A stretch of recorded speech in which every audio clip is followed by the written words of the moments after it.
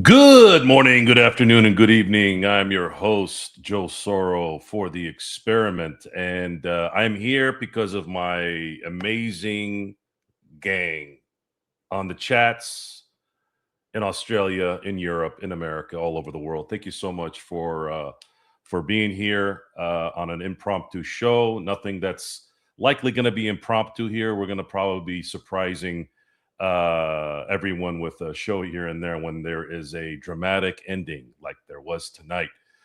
I didn't think it would. I didn't think it was going to end like this. I don't think anyone can really know that, but it's pretty poetic. Bobblehead night for Will Smith, and he hits it deep.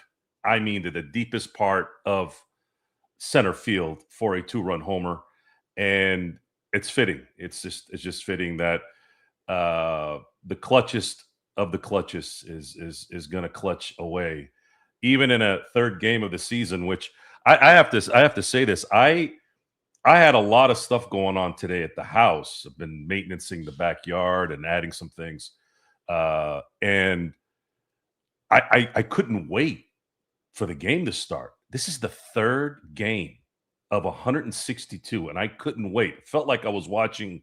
I felt like I couldn't wait for the NFL game to start on Sunday. Usually, football does that, right? Or if the Lakers were playing a team that I really want to see them play, which lately it's been okay there, but not like today. Today, I thought, man, it would be nice to get a sweep to start the season, and then they take a Sunday off, which is rare. Dodgers, I can't remember the last time they took a Sunday off that wasn't during a All-Star weekend type situation. I really can't. And to be able to do what they did and then be able to have a day off tomorrow and start fresh on Monday, I believe on Monday you have Shohei Ohtani pitching. So now we're anticipating that on Monday, and then Yamamoto is likely to be back on Tuesday. So welcome, everyone. For those of you who are here for the first time, please like, subscribe, and hit the notification button. I might be your cup of tea, and I might not be, but it'll be fun to find out. We're going to be here for a few. I'm not sure exactly how. It depends on how the conversation goes, but we'll go ahead and get this thing going and see if it's something that's part of your weekly event. So for the third straight game, the Dodgers went down 2-0. And the Dodgers, I think, were second behind the Blue-rays last year in terms of comeback wins. Nothing that's surprising. We just didn't expect, especially tonight. I mean, tonight in Major League Baseball, sometimes it seems like satisfactory pitchers sometimes tend to do well. Tonight, you had a interesting pitcher, Eduardo Rodriguez, whom has a little bit of a history with the Dodgers, and it kind of added a little bit more venom to his situation, pardon the pun, because Eduardo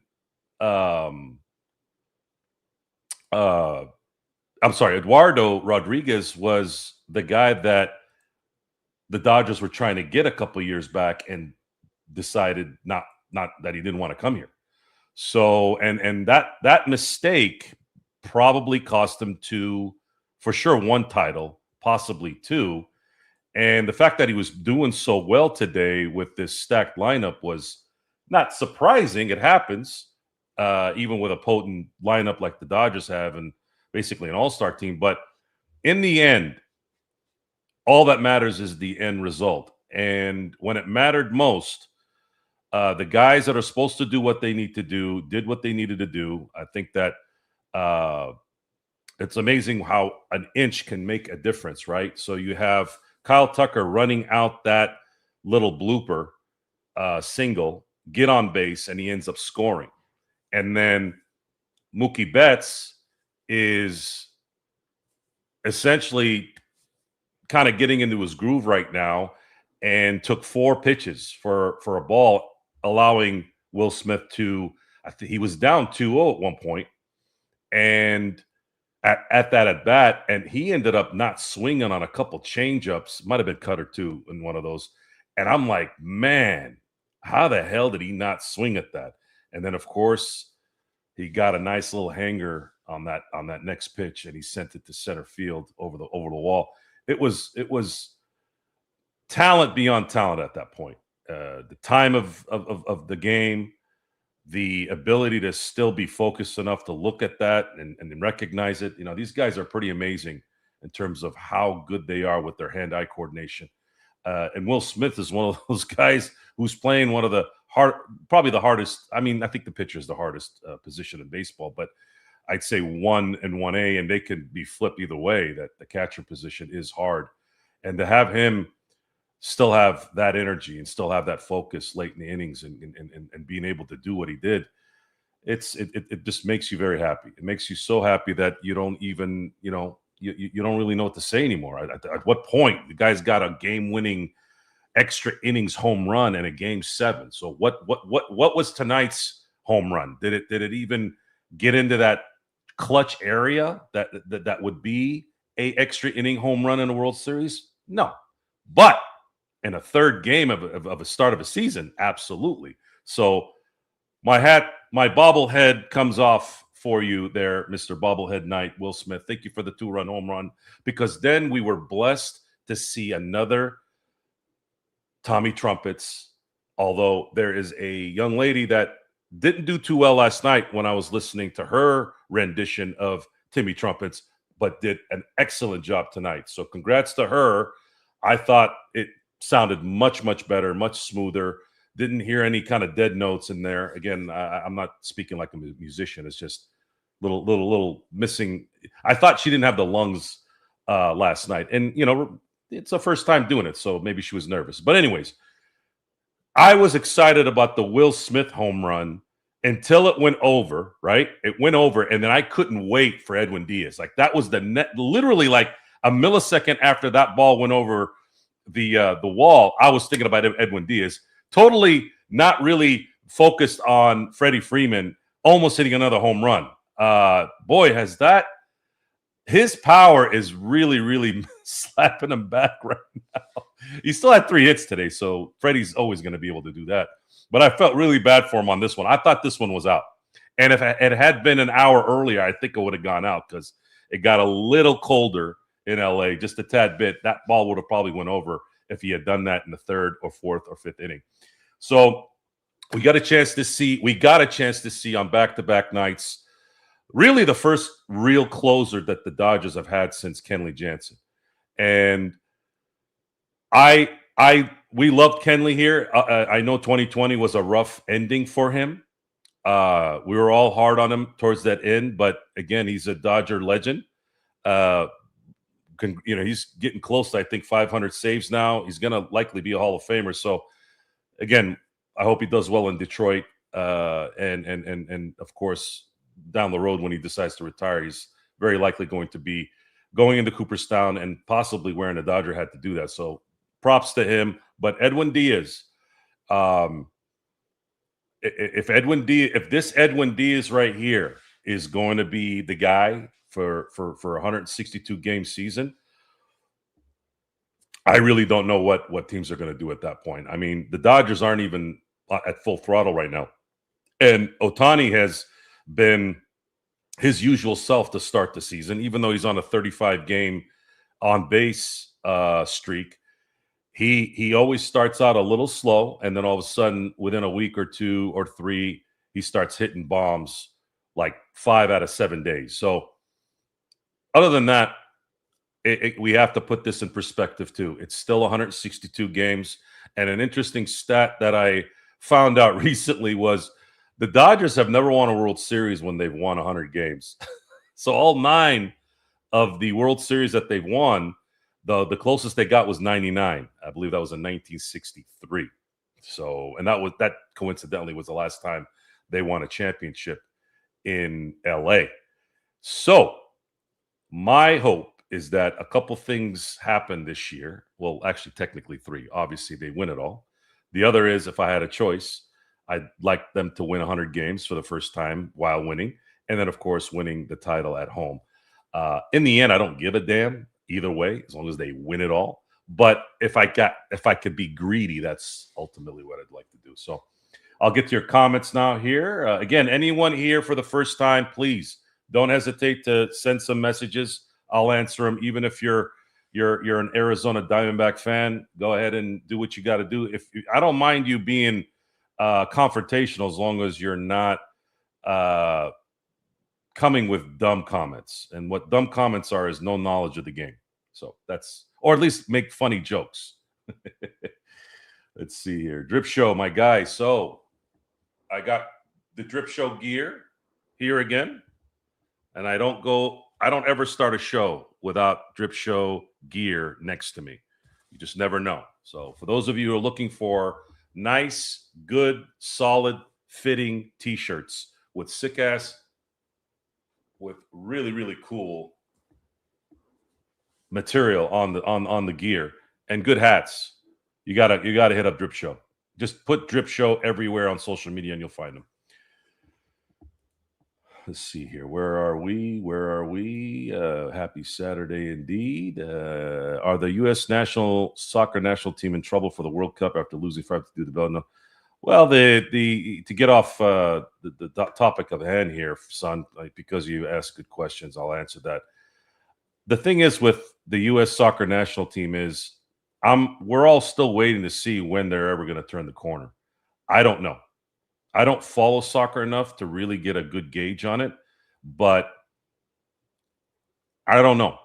I don't know what they're going to do, and I just hope that they can somehow get in there, obviously, because they are hosting it this time, and that's all I can hope for at the moment. And then I'll be invested in it as time goes on, as long as they're. Well, I'll be watching the World Cup regardless if U.S. is in it or not, but they got to be in it, man. This would be terrible. Yes, 3-0. So they started out 3-0 last year, on their way to an 8-0 start. I thought Tyler Glasnow tonight, by the way, I didn't want to miss out on that. I thought Tyler pitched as well as you can. I mean, it wasn't a dominant outing, but 2 earned runs for me and 4 hits in 6 innings. That's just 1 walk. I think that's all we want from the starters. If you can give solid 6 innings and only allow a run or 2, to me, I think that's how you do it. So very happy with his performance tonight, and looking forward to seeing Ohtani on Monday against Cleveland. Intro music always has. Yeah, man, I was able to finally find something that wasn't copywritten. That's something I have so many other intro songs that I'd want to use, but I'm always running into that copyright thing. Did Will Smith make your night? Yeah. I'd say between him and Diaz. Yeah, but the Dodgers, whether they won tonight or not, wasn't going to change anything. I think winning just adds to it, right? I thought, looking at the between Miguel Rojas and Dave Roberts, they've had the amazing ability to have some really, really photogenic reactions to a lot of the things that have happened since the World Series. If you see the footage of Roberts celebrating after the home run, he looked like it was his first game managing. That's how happy he looked. And he has looked ridiculously comfortable this last few months, watching him at spring training, obviously watching the first 3 games, seeing some of the backstage Dodgers stuff where he's addressing the team, and a lot of confidence in his delivery in terms of how he's presenting himself, presenting how the team is supposed to do certain things to those who are there for the first time, guys like Kyle Tucker, guys like Edwin Diaz. And it just looks like everyone is not satisfied with what they've done. And they have just enough new guys that are impact players that are going to have that hunger, right? I mean, Kyle Tucker has played a part in every part of these wins in some way. He robbed a home run.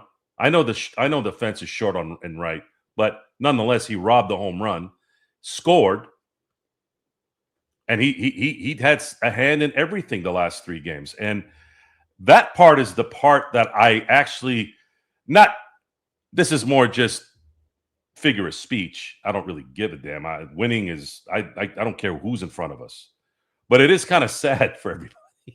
I mean, and Shohei has gotten on base all 3 games and been a threat and scored and had hits and had a double, but that's not good enough for the Ohtani scale. The Ohtani scale, if his name was Joe Durham, some guy that's just starting out, this would have been a nice 3-game set for him, right?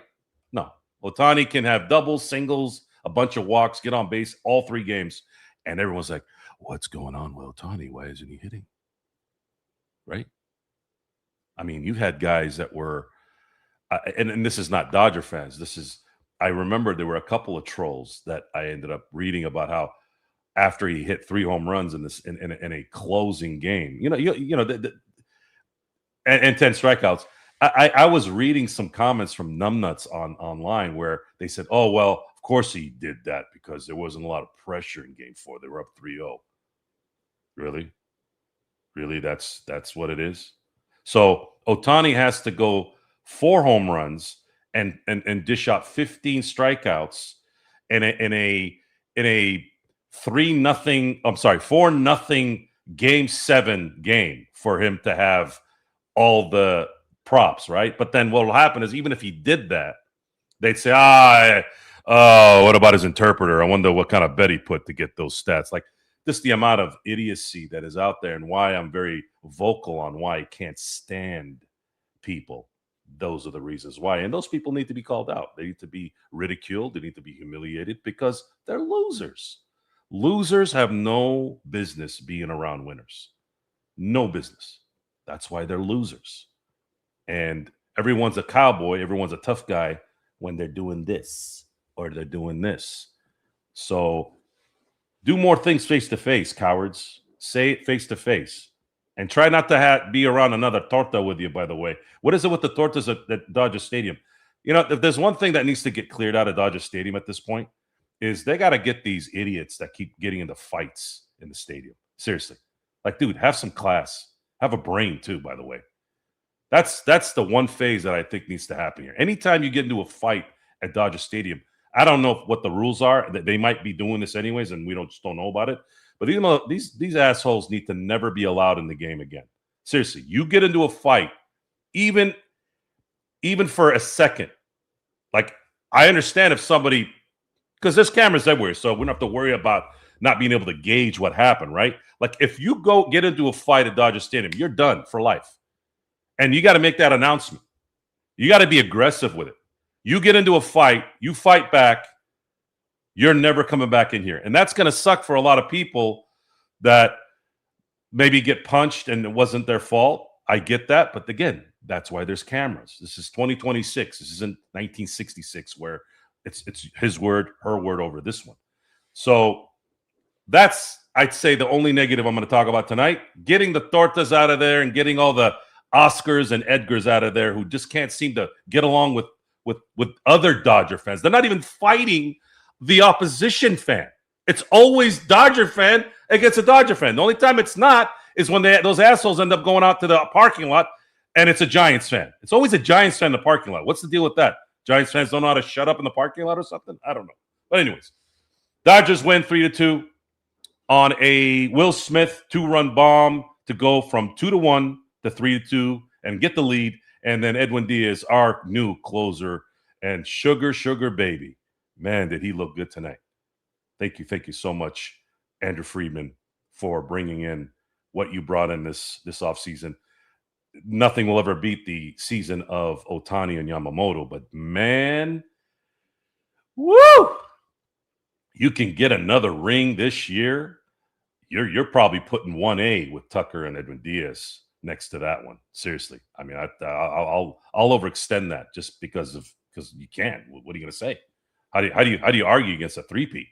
So the Dodgers have come out as good as ever, and I am going to enjoy the other 159 as much as I've enjoyed the first 3, and I'm sure you all will as well. Juan, thank you. I want you all to thank Sports Baby. And also Xbox, a.k.a. Mark, Those guys made me do a show tonight. Not like coaxed me into it. They said, you got to do a show. And the conviction in how they wrote it, I said, I got to do a show. I can't let my boys down. So that's just how it works, right? Is Mike Trout back? Well, he's back until his back goes out or something. Mike Trout, unfortunately, and it's a puzzling thing to me to this day. I understand a little bit of why, but I don't think a man with that kind of talent should have ever settled when it came to professional sports. You can always live in Anaheim. You don't have to live elsewhere. And I know it's a long distance if you go somewhere. I get that. But Mike Trout was our modern day Mickey Mantle. The problem now is that was who he was at the beginning. Now he's Ernie Banks. And if you guys don't know the history of Ernie Banks was a Chicago Cub great, and he never saw a playoff game his entire career. Imagine that. Imagine playing that long for what was a storied franchise, even with all the losing. How do you even fathom that? And maybe that was because that was at a time where free agency wasn't as readily available like it is now. I don't remember what the rules were on that, but he never ever saw the playoffs. Played for the Cubs his entire career. He won 2 MVPs and had a Hall of Fame career, and never played in a single playoff game. And if you look at Mike Trout's playoff run, he's never won a playoff game, and he's only played 3, and that was in 2014. That was 12 freaking years ago. That was the last time he saw the playoffs, and only time. That's sad. So I wish him well, though. We'll see. Yes, what a game. Clap on with Drip Show. Clutch Willie Clutch. America's catcher. I like that line. The middle down the middle. The middle down the middle. Is that like a nursery rhyme there, Juan? What's going on there? Hey, Craig, how you doing, brother? Thanks for being here. Drip, you didn't come on Discord, bro. Hi, sports baby. Come on. Okay, here we go. Let's go. Who opened the pitching for it was Tyler Glasnow. Let's see here. The frame looks like it's from James Bond, and you're about to pull a Bond move. Again, you want to thank our good friend, our sponsor, Drip Show. He created everything that you see around me. And I mean, do you need any more, guys? The gear, the hats, the backgrounds, there's nothing but quality. And all that amazing talent, all that amazing art. And it doesn't even come up to this much. And how cool Chris, the illustrator, is in real life. Imagine that. As cool as his stuff is, it's still not even this much cooler than when you hang out with him. I had the privilege of hanging out with Chris for the second year in a row at spring training at Camelback in Arizona, and we had a freaking blast watching spring training baseball, seeing the scenery, seeing just the atmosphere. I mean, you're talking about a spring training game, but it felt like I was at Dodger Stadium a lot of times. It was a great experience. Had good beer, had good food. It was awesome. Again, Chris, more time spent with you there next year as well. Let's see. Our catchers don't know the strike zone for challenges. Well, they were. Will Smith had the first 2, I believe, and then he lost the third one. The funny thing is, a couple pitches before the first challenge, had they challenged that, they would have gotten out of the first inning without having Corbin Carroll score. That would have stopped it. So that thing's going to be. It's great. I like it. I do. I think it's great. But it's going to cost people some games. And it's not that it I don't know. I don't. It's gonna cost. It's gonna cost some games, and I just hope it's not playoffs, unless of course it's for the Dodgers in terms of their benefit. But yeah, man, that is gonna be a tough one, man. It's good. It's good. I think there's a lot of content you can get from that on post game shows, and especially when the stakes are high. I think that's going to play a big part in the entertainment. See, so good, man. Waiting, and bottom of the eighth. Yeah, it was very, very good. Do you think rushing starts Monday? I think he will, Craig. I believe he will. Oral Hershiser might have said something on the telecast where, even though there's a day off tomorrow, that he may do that. However, I'm wondering if since Kershaw, I don't and Austin Barnes, and of course AJ Ellis even before him. It doesn't look like Otani or Yamamoto have a preference on who's catching. So I think you're probably right. I think rushing will probably start on Monday. Favorite Dodger player so far this season. By the way, to go back to the Will Smith thing, I wonder if it'll depend on who's pitching too, because rushing's a lefty, Will's a righty. I don't know who's pitching on Monday, but if it's a lefty, Will Smith might start. But that's just me. Favorite Dodger players so far this year. Favorite Dodger is Edwin Diaz for me right now. I just couldn't.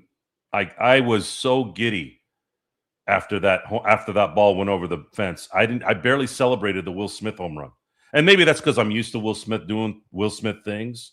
But I was so excited that we were going to get the trumpets again on back-to-back nights, and right after that ball went over that wall, I was so excited again. I was watching. I mean, I watched the entire Freddie Freeman at bat, but I was still like, oh my God, I can't wait. Maybe Freddie can send one out and give him a 2-run lead just to play it safe, right? But they didn't need shit, man. They didn't need any of it. Edwin Diaz is the closer, baby, and he's going to be doing this a lot.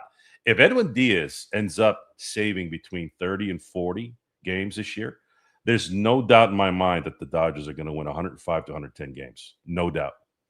And maybe a couple of blown saves in there because no one's perfect. Even Edwin was actually pretty damn good last year. He only had one blown save.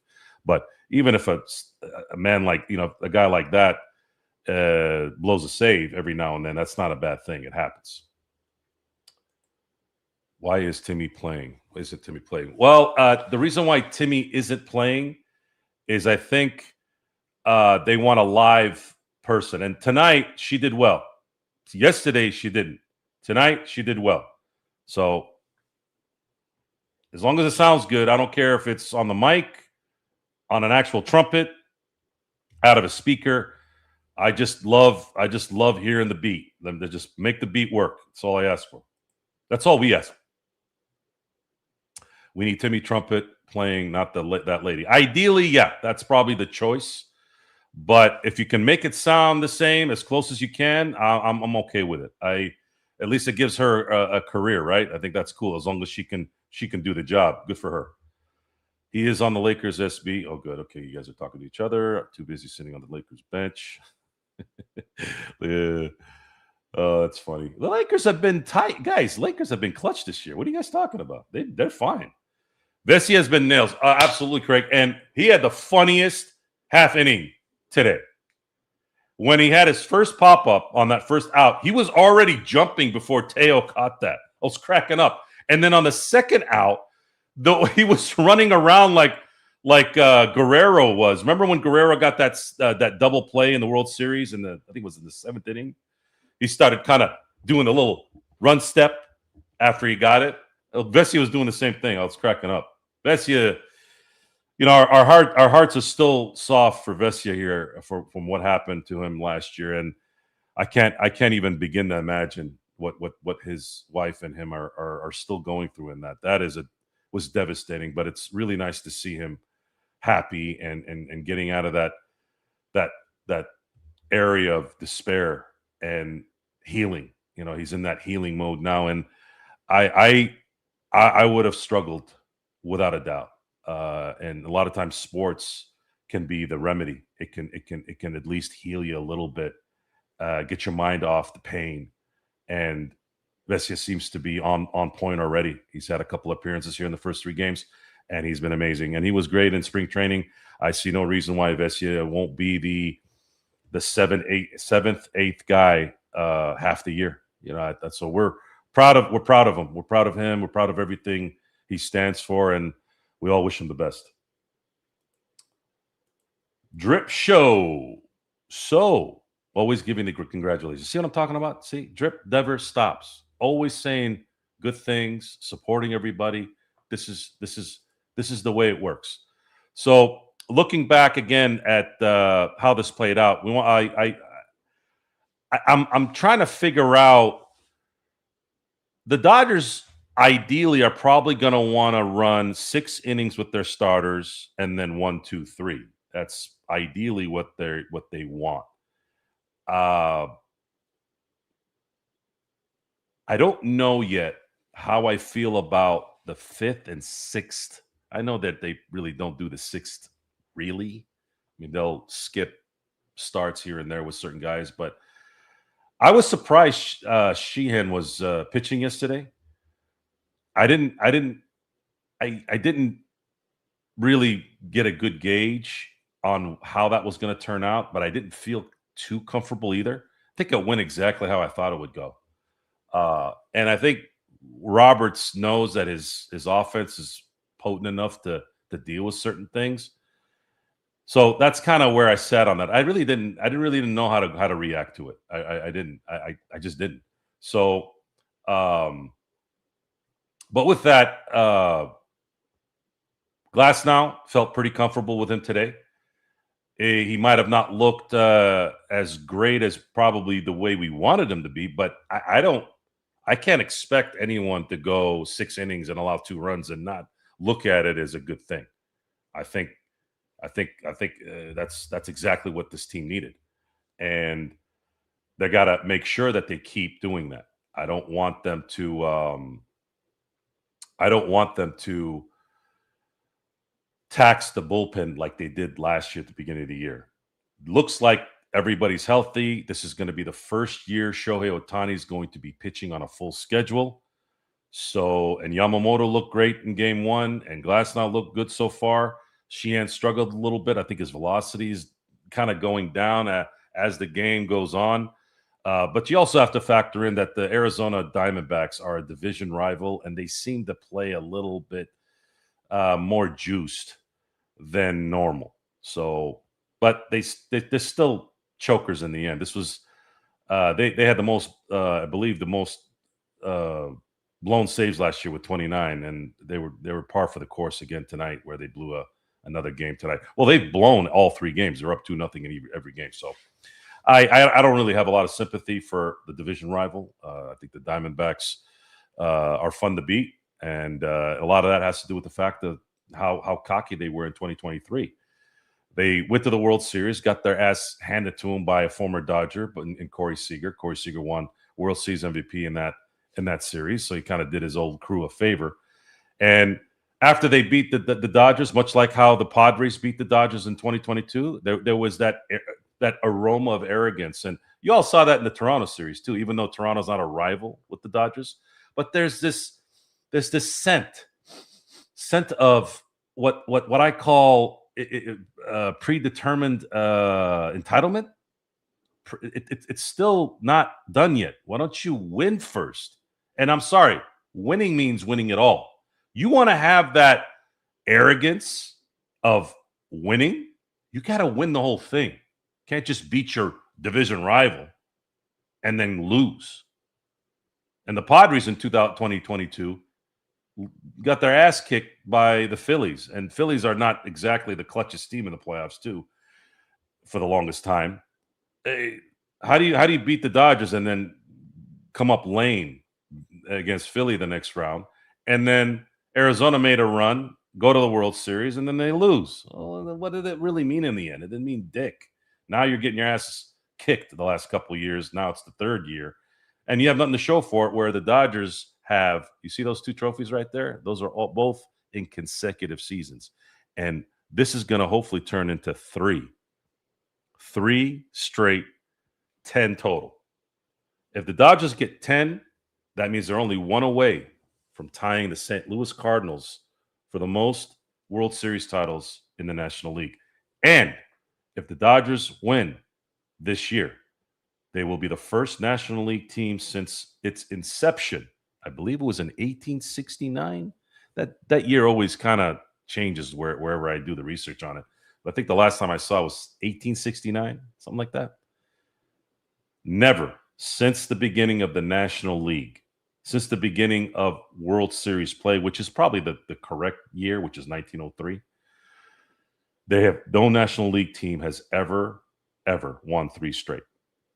So this would be iconic in more ways than one. It's not just a Dodger thing. It's an actual league thing where the Dodgers will be the only team ever to do it 3 years in a row.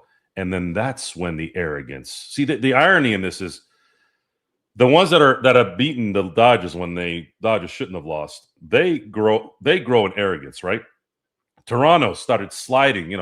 Ernie Clement was sliding like he was on a slip and slide, like they had already won, right? You get that arrogance and you haven't won yet, and then you get slapped in the face. The baseball gods exist. The baseball gods are the cruelest, by the way, in sports. The cruelest. Because you could have the best player on the planet, right? Shohei Ohtani, you can go 1-18 in a series. 1-18. That's how cruel it can be if you're not paying attention sometimes. And I'm not saying Shohei wasn't paying attention. I'm just saying they pick and choose how things play out. And they don't discriminate. They don't go, oh, well, we're going to let Michael Jordan get the calls. We're going to let Kobe Bryant get the calls. We're going to protect Tom Brady. There's none of that shit in baseball. You can't protect jack squat in baseball. You got to either show up or don't. There is no workaround. I guess the only workaround is, well, we're gonna walk Barry Bonds and we're gonna walk Shohei Ohtani so that we don't do anything. That's actually the negative sometimes. That's why that game 3 took so damn long. They just kept walking Shohei. Shohei probably would have ended it in the 12th, 13th, whatever. Right? So, again, be careful. Be careful. Do not celebrate until you win it. And again, the irony in all this is the Dodgers have won 2 years in a row, and they haven't shown any arrogance anywhere. Not even a little bit of a joke. So, props to everyone in LA for staying focused. Props for the first series of the year playing out so well. Luca clears Shea. Ooh. Welcome to the show, Luca clears Shea. We are happy that you're here. Do you think Bronny gets time with Roberts? Do you think Bronny gets time with Roberts? What does that mean, Luca? Luca, I don't get the question. They didn't Shohei nothing to hit today. They didn't Shohei nothing to. Actually, Shohei on his last at bat should have taken a couple of those pitches that was dead center out of the ballpark.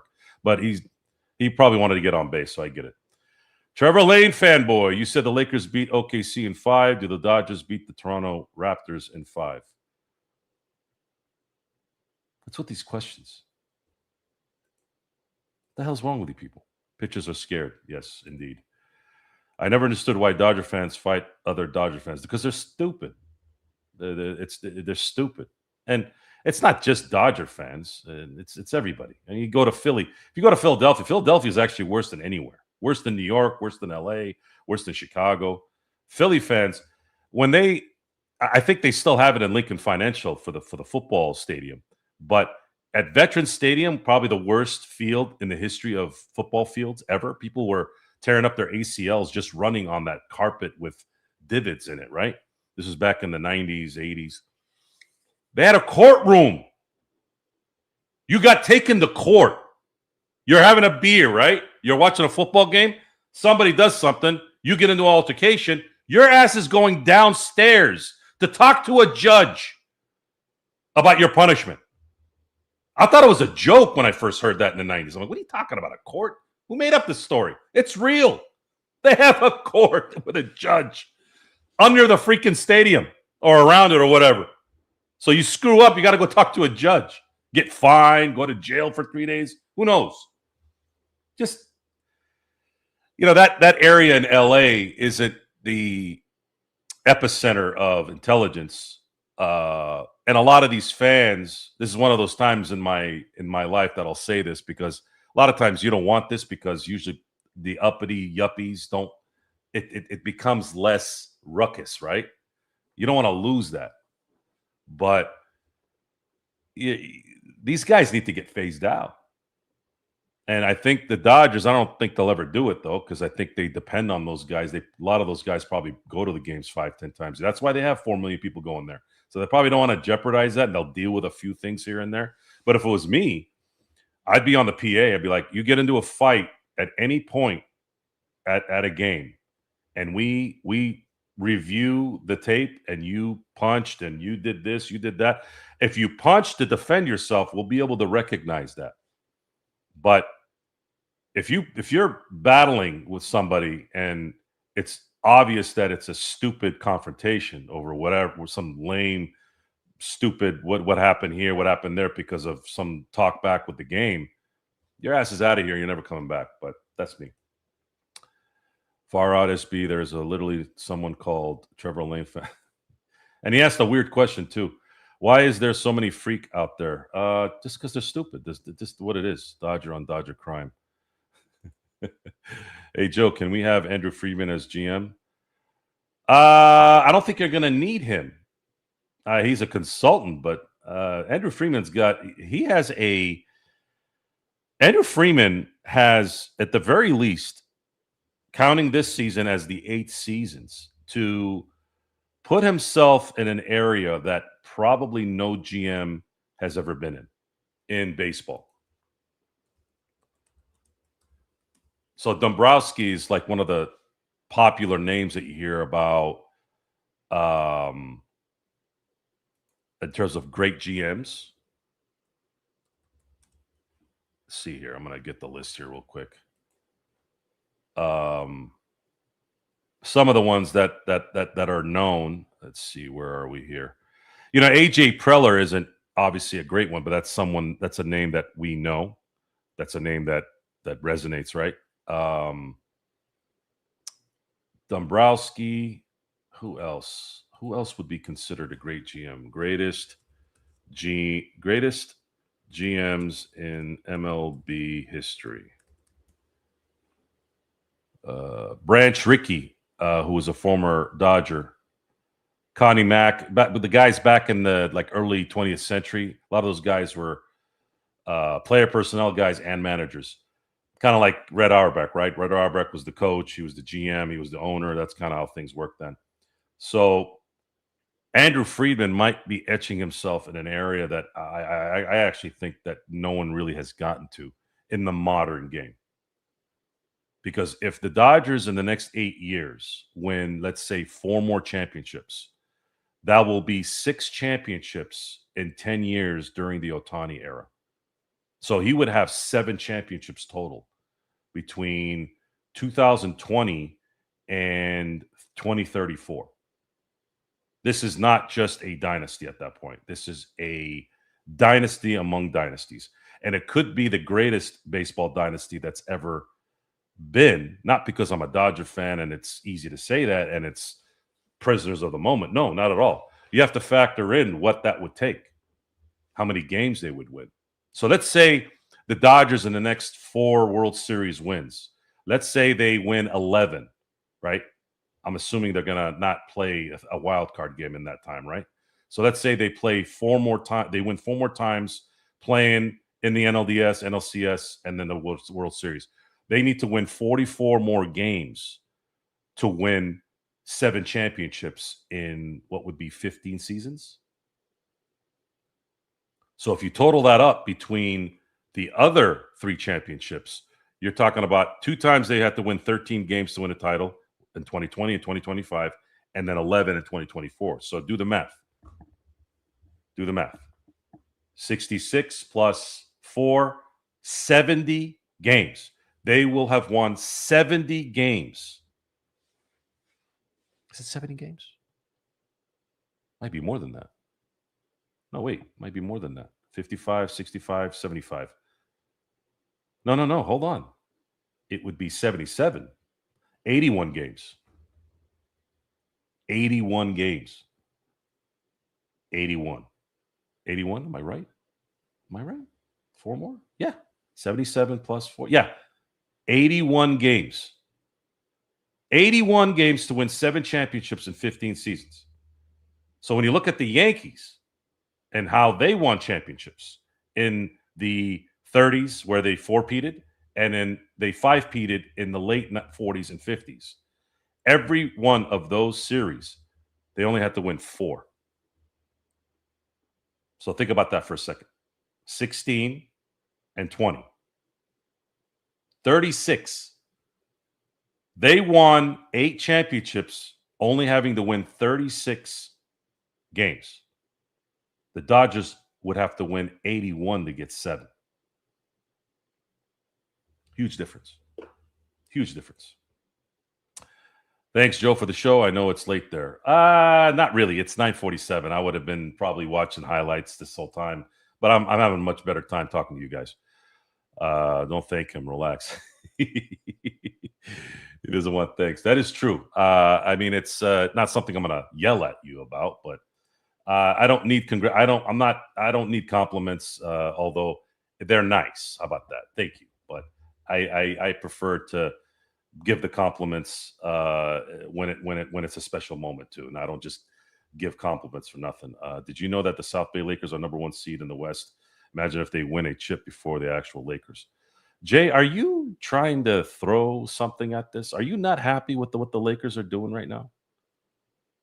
What exactly is going on with you right now? Why are you talking about this? Of course, we know South Bay Lakers are #1 seed right now. What do you think? We're living under a rock?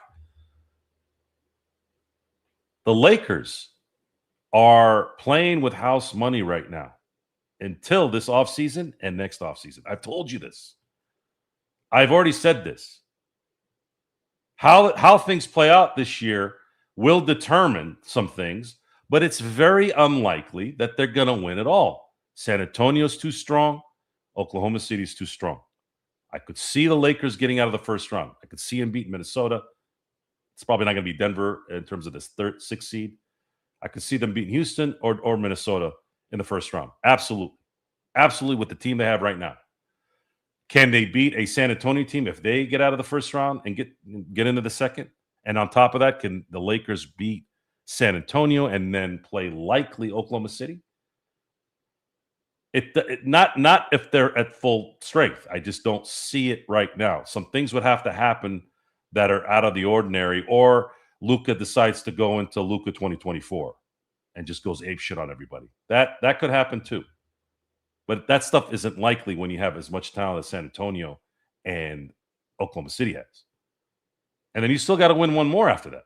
You know, what if Boston's there and they're motivated? That's going to be a problem too.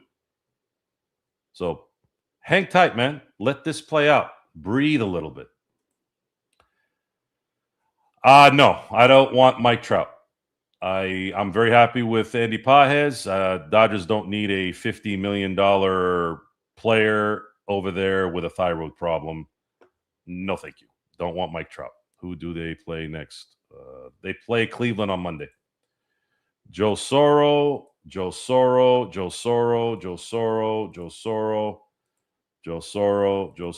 Thanks a lot for reminding me of what my name is, Trevor. I really appreciate it. Maz, do your job. Lakers or Dodgers, Xbox. That's a Lakers for Mark there, guys. I don't think there's any doubt there. Drop the link. Let us hop on. Who? What do you mean? Drop the link and let us hop on. Who are you? I got to know who the hell you are first. I don't just drop any link to have you on the show. What if you're a weirdo? Trevor Lane, stop. Thoughts on Skeens getting pulled out in the first round? Well, let's first talk about what happened in the first inning there. Okay, O'Neal Cruz decided to look like, I don't know, Juan Soto for a couple plays and completely derailing opening day for the Pirates and Skeens. My comment for Mr. Skeens is hang in there, bud, because I love Paul Skeens. Everything about Paul Skeens just resonates for me. His attitude, his ability, his taste in women, where he's from. I know some amazing people down there in Louisiana. Louisiana is a very underrated state, by the way. Very underrated. A lot of good stuff comes out of Louisiana. So, and I know he's from the West Coast, but the fact that he from the West Coast and acclimated himself in Louisiana is not an accident. There's a lot of good stuff there. So here's what I got to say about Paul Skeens. Hang in there, bud. 2029 is coming. Now, I'm going to take a guess that the Pirates will probably trade him to someone contending in 2028 at the deadline. But I believe he is going to test the market, and that market will be wide open by 2029 for the Dodgers. And Paul Skeens will be wearing a Dodger uniform to open in 2029. That's my prediction on March 28th of 2026. Does that sound good for everybody? Comeback kids, 3 in a row. Already starting. Will the Dodgers or Yankees pick up Skeens? I say if he has a choice, unless the reports that came out last year that he wanted to be a Yankee, I don't know. If it's true, then he'll have a choice to be a Yankee. Does he want to be a Yankee? Is that who his team is? I don't know. I don't know if he has a favorite team. I think we'll find out soon enough once things go. Angry old hoops fan. Drop link. I don't drop links, fools. You gotta do your time in here before I'll drop a link for you. I gotta know who you are. Now, if you wanted to talk some smack, how do I know? By just saying drop the link. I don't know if you're good at talking smack. No, it's okay, guys. Let them talk. It's okay. You don't need to kick those guys out. I'm probably behind on that, by the way. Why is that, Jay? You're not a mod here for. I checked Discord and it said no one was live. Where are you guys? Okay, that's good. Angry fans, this is not your real channel. Yeah, that might be what's going on. The Laker Dodger Discord the other day was amazing. Yes, it was. Someone drip. That's why we need to be in WhatsApp group with Tough and Craigo. You won't miss a thing. Yeah, that is true. Xbox is a bot. No, he's not. He's not a bot. Further from the truth. Xbox is from Africa. He's from somewhere else that starts with an A. It says 0 subscribers.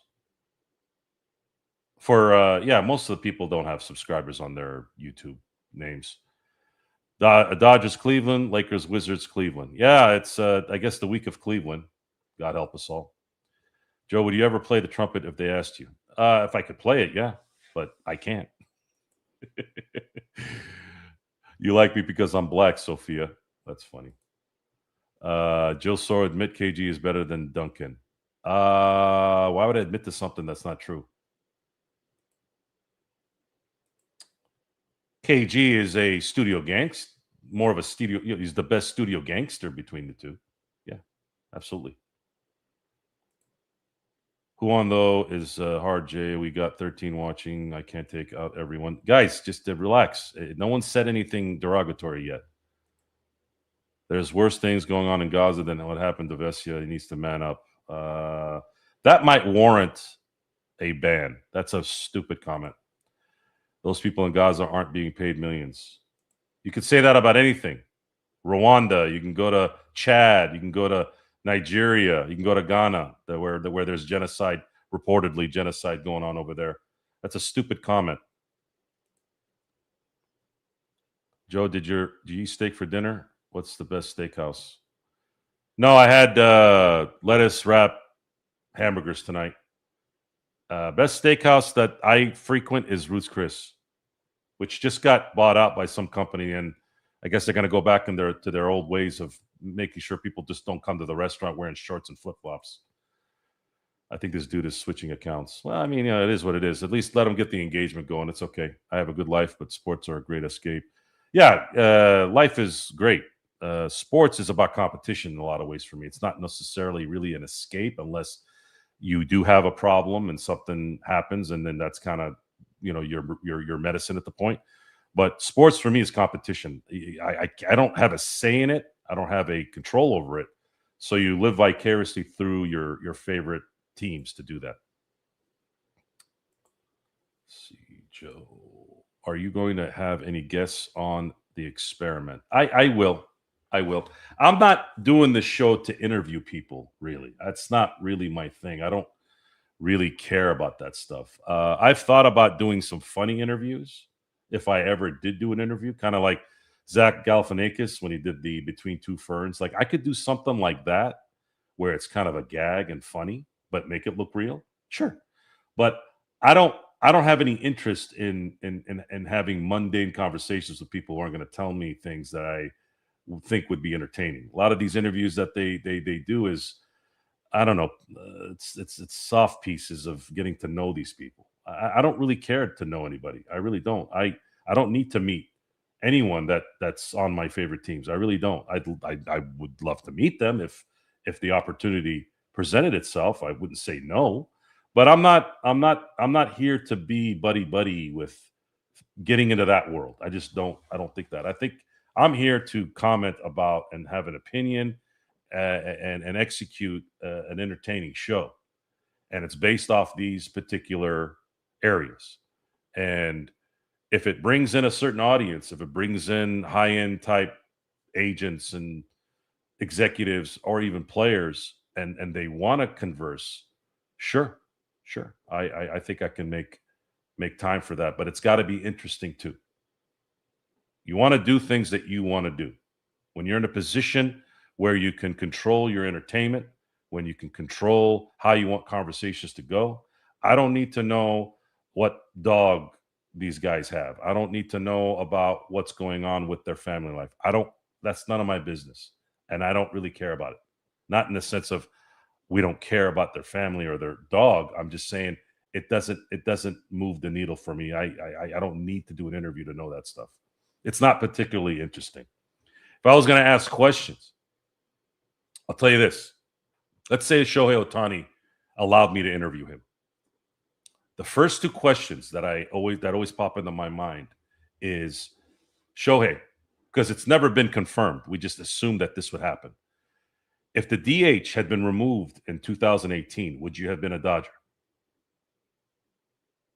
And the other one was, if it wasn't the Dodgers that were interested in you in 2023, what was the team that you were going to go to? I don't know if Shohei would answer that question, but at least I asked it because I haven't seen anybody ask it. And that's something I want to know because I think it's interesting. We think it was Toronto, right? The way things played out. I don't really know still. I think that whole situation was more just somebody getting screwed by some horrible information by some bigwigs out in the MLB network. And then that just happened to be what it was going to Toronto. They could have said he's flying to Texas. You were flying to New York, right? But I don't think there's ever been a definite understanding of who he was thinking about besides the Dodgers. I don't believe Anaheim was the second one either. It was someone. It could have been Toronto, but it's not. I haven't seen an inkling of any kind of proof that it was. So that's the first question I would have asked. And then, of course, before then, if the DH had been in the National League in 2018, would you have come to the Dodgers right away? I believe in my heart 100% that would have been a yes. And that would have been an interesting 4 or 5, was it 6 years? Yeah. So you had 18, 19, 20, 21, 22, and 23. What happens in 2021, 2019, 2022 if Ohtani's there? I'm giving him a little bit of a break in 2018 because that was kind of him transitioning into the new league, new lifestyle, new culture. But he was pretty good from 2019 and on, right? So what changes in 2019? Do they beat Washington in that 5-game series that they lost? I think yes. Do they beat the Braves in the NLCS after 2021? 2022, I think without a doubt, 2022, I think would have been a championship season. And it would have been great because they would have played Houston if Ohtani was on that team. And then 2023, I don't think we lose to Arizona if Ohtani's playing. So that right there, you see how I kind of, because now I can take those two questions and I can keep asking questions that's going to give more of an appetite. And maybe because I like the what ifs a lot, but I think that would be a good conversation. And I want the conversation of the interview to be a conversation. I don't want it to be, so Shohei, where do you live? And how do you like Anaheim or Orange County? How do you like LA? Like, no, I'm not doing that. I just want to listen to Joe and watch Australian rules. Yeah, I mean, that just sounds like a great evening, man. I got to admit it. I'm 60 years old and I know more about basketball, football, football, and basketball. Okay, so angry old hoops fan. I'm 60 years old, and you start a conversation with, I'm 60 years old, and I know more about basketball, football, and basketball.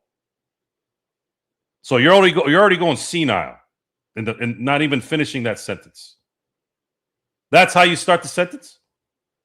I'm 60 years old, and I know more about basketball, football, which you forgot the comma there, by the way, and basketball. You know basketball, football, and basketball. Then all of you clowns, including Joe Soro. The Dodgers are a fraudulent team. They only win by being super talented. That's it. I don't think that really warrants anything else. I will go on with him, son. That's good. There aren't good team out. Don't have elite chemistry. Just all talent and money. Stupid comment again. We need more Joey and Empire Jeff. Well, I invited Jeff, but apparently he has company. So whatever that means. That was fire. Oh, here we go. Okay, guys. Let's go ahead and get rid of the racist pigs. I'll go ahead and delete it now. You stupid coward. I want you to say that word, motherfucker. I want you to say that word to my buddy Jesse in Vegas. Maybe I'm lucky. Maybe you live in Vegas. Say that to my buddy Jesse to his face, motherfucker. You fucking coward. Say that word to his face and see what happens to your face. And I'd be right there standing, just watching you go from there to there. How about that? You like that? You like that kind of shit talking? Is that what you wanted? You got it.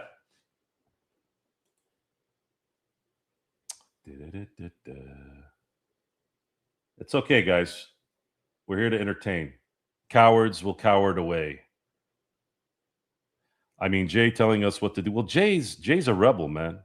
Jay started the evening already talking about the South Bay Lakers and how they're possibly going to win a championship before the real Lakers. Jay is just he don't have to tell anybody anything. He does what he does. Where is Search? He modded. I think the impromptu show kind of threw everybody off. Search is in cryo again. Yeah, doesn't mod Joe or LFB. We miss Search. Search was on Jeff's show the other day. Yeah, he'd been gone for a while. Miss and Turf. I'm assuming that's Mission. Want to know when this all-time position by position player at all-time discussion is coming up. Oh, that's right. Oh, is this? So you hear that noise, guys? You haven't seen him yet, but you hear the noise? There you go.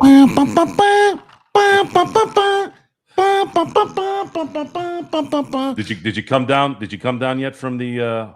There we go. Why my head is too fucking big for you to make it fucking bigger? What are you doing? Here we go. There we go. The circles. You know what's big is that B on your hat, man. How big is that fucking hat? Because it's Brooklyn. We go hard. We go hard. Brooklyn. We go hard. Joseph. Holy fuck! Who you was just fighting with? I heard you yelling at. Were you screaming at an old lady? Well, someone dropped the N bomb in. Oh, I just heard something about. I heard something about Vegas and someone's kneecaps. Yeah, I was hoping that he lived in Vegas so I could introduce him. Oh, so you're just guessing where people live and just okay. Yeah. I got it. Yeah. If he said, I was saying, I have a buddy of mine out there. If he had said it to his face, his face wouldn't be recognizable after that. So you talking about Pesci from Casino? No, this is a 6'5" black man who can get angry. Yeah. You know what'll solve world peace, Joseph? Me? Oh my God! Look, hey, I'm not gonna lie. I caught 30 seconds of your show. I can't pretend to know what's going on. And my wife made blue drinks tonight. You can't see it because it's in a red cup. God bless America, red, white, and blue. But what the fuck, babe? What is this shit? I don't know what this is, but I think it's got tequila in it. But let me. I don't know what you talked about tonight, right? So I'm assuming. I'll give you the footnotes. I'll give you the footnotes in 5 seconds.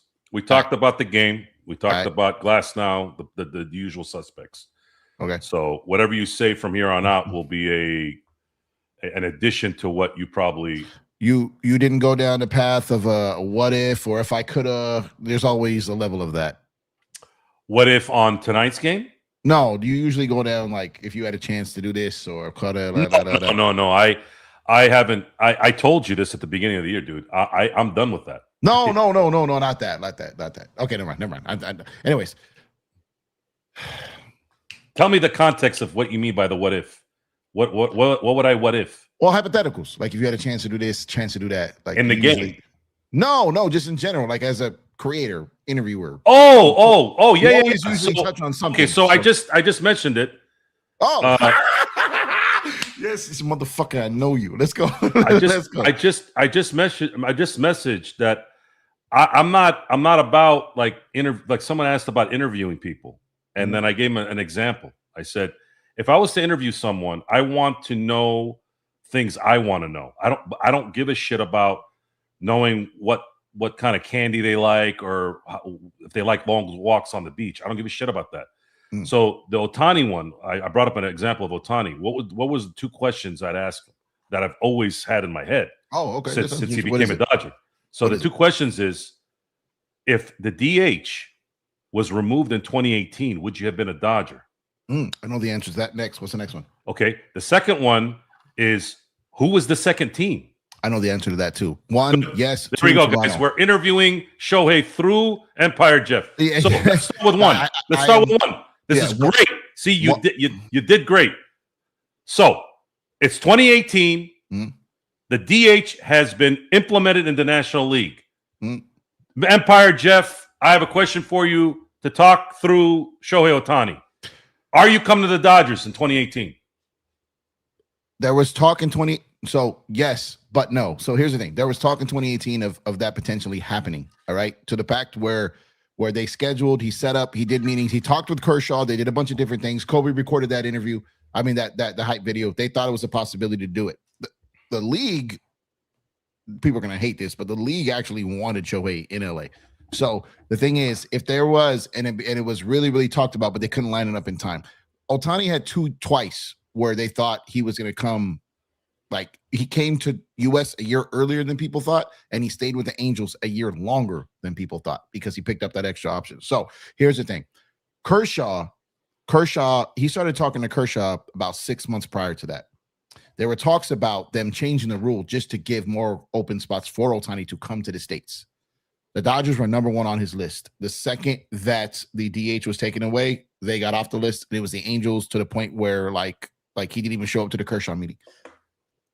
Second part was, had it not been the Dodgers, it would have been Toronto, only because we've talked about this before, because it wasn't like there was not like a bidding war where it was like, okay, we got to 700. Shohei and his team gave that.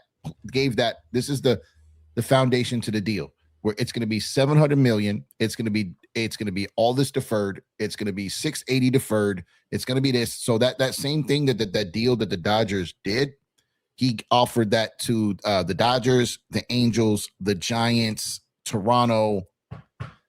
I think those were the only 4 serious candidates.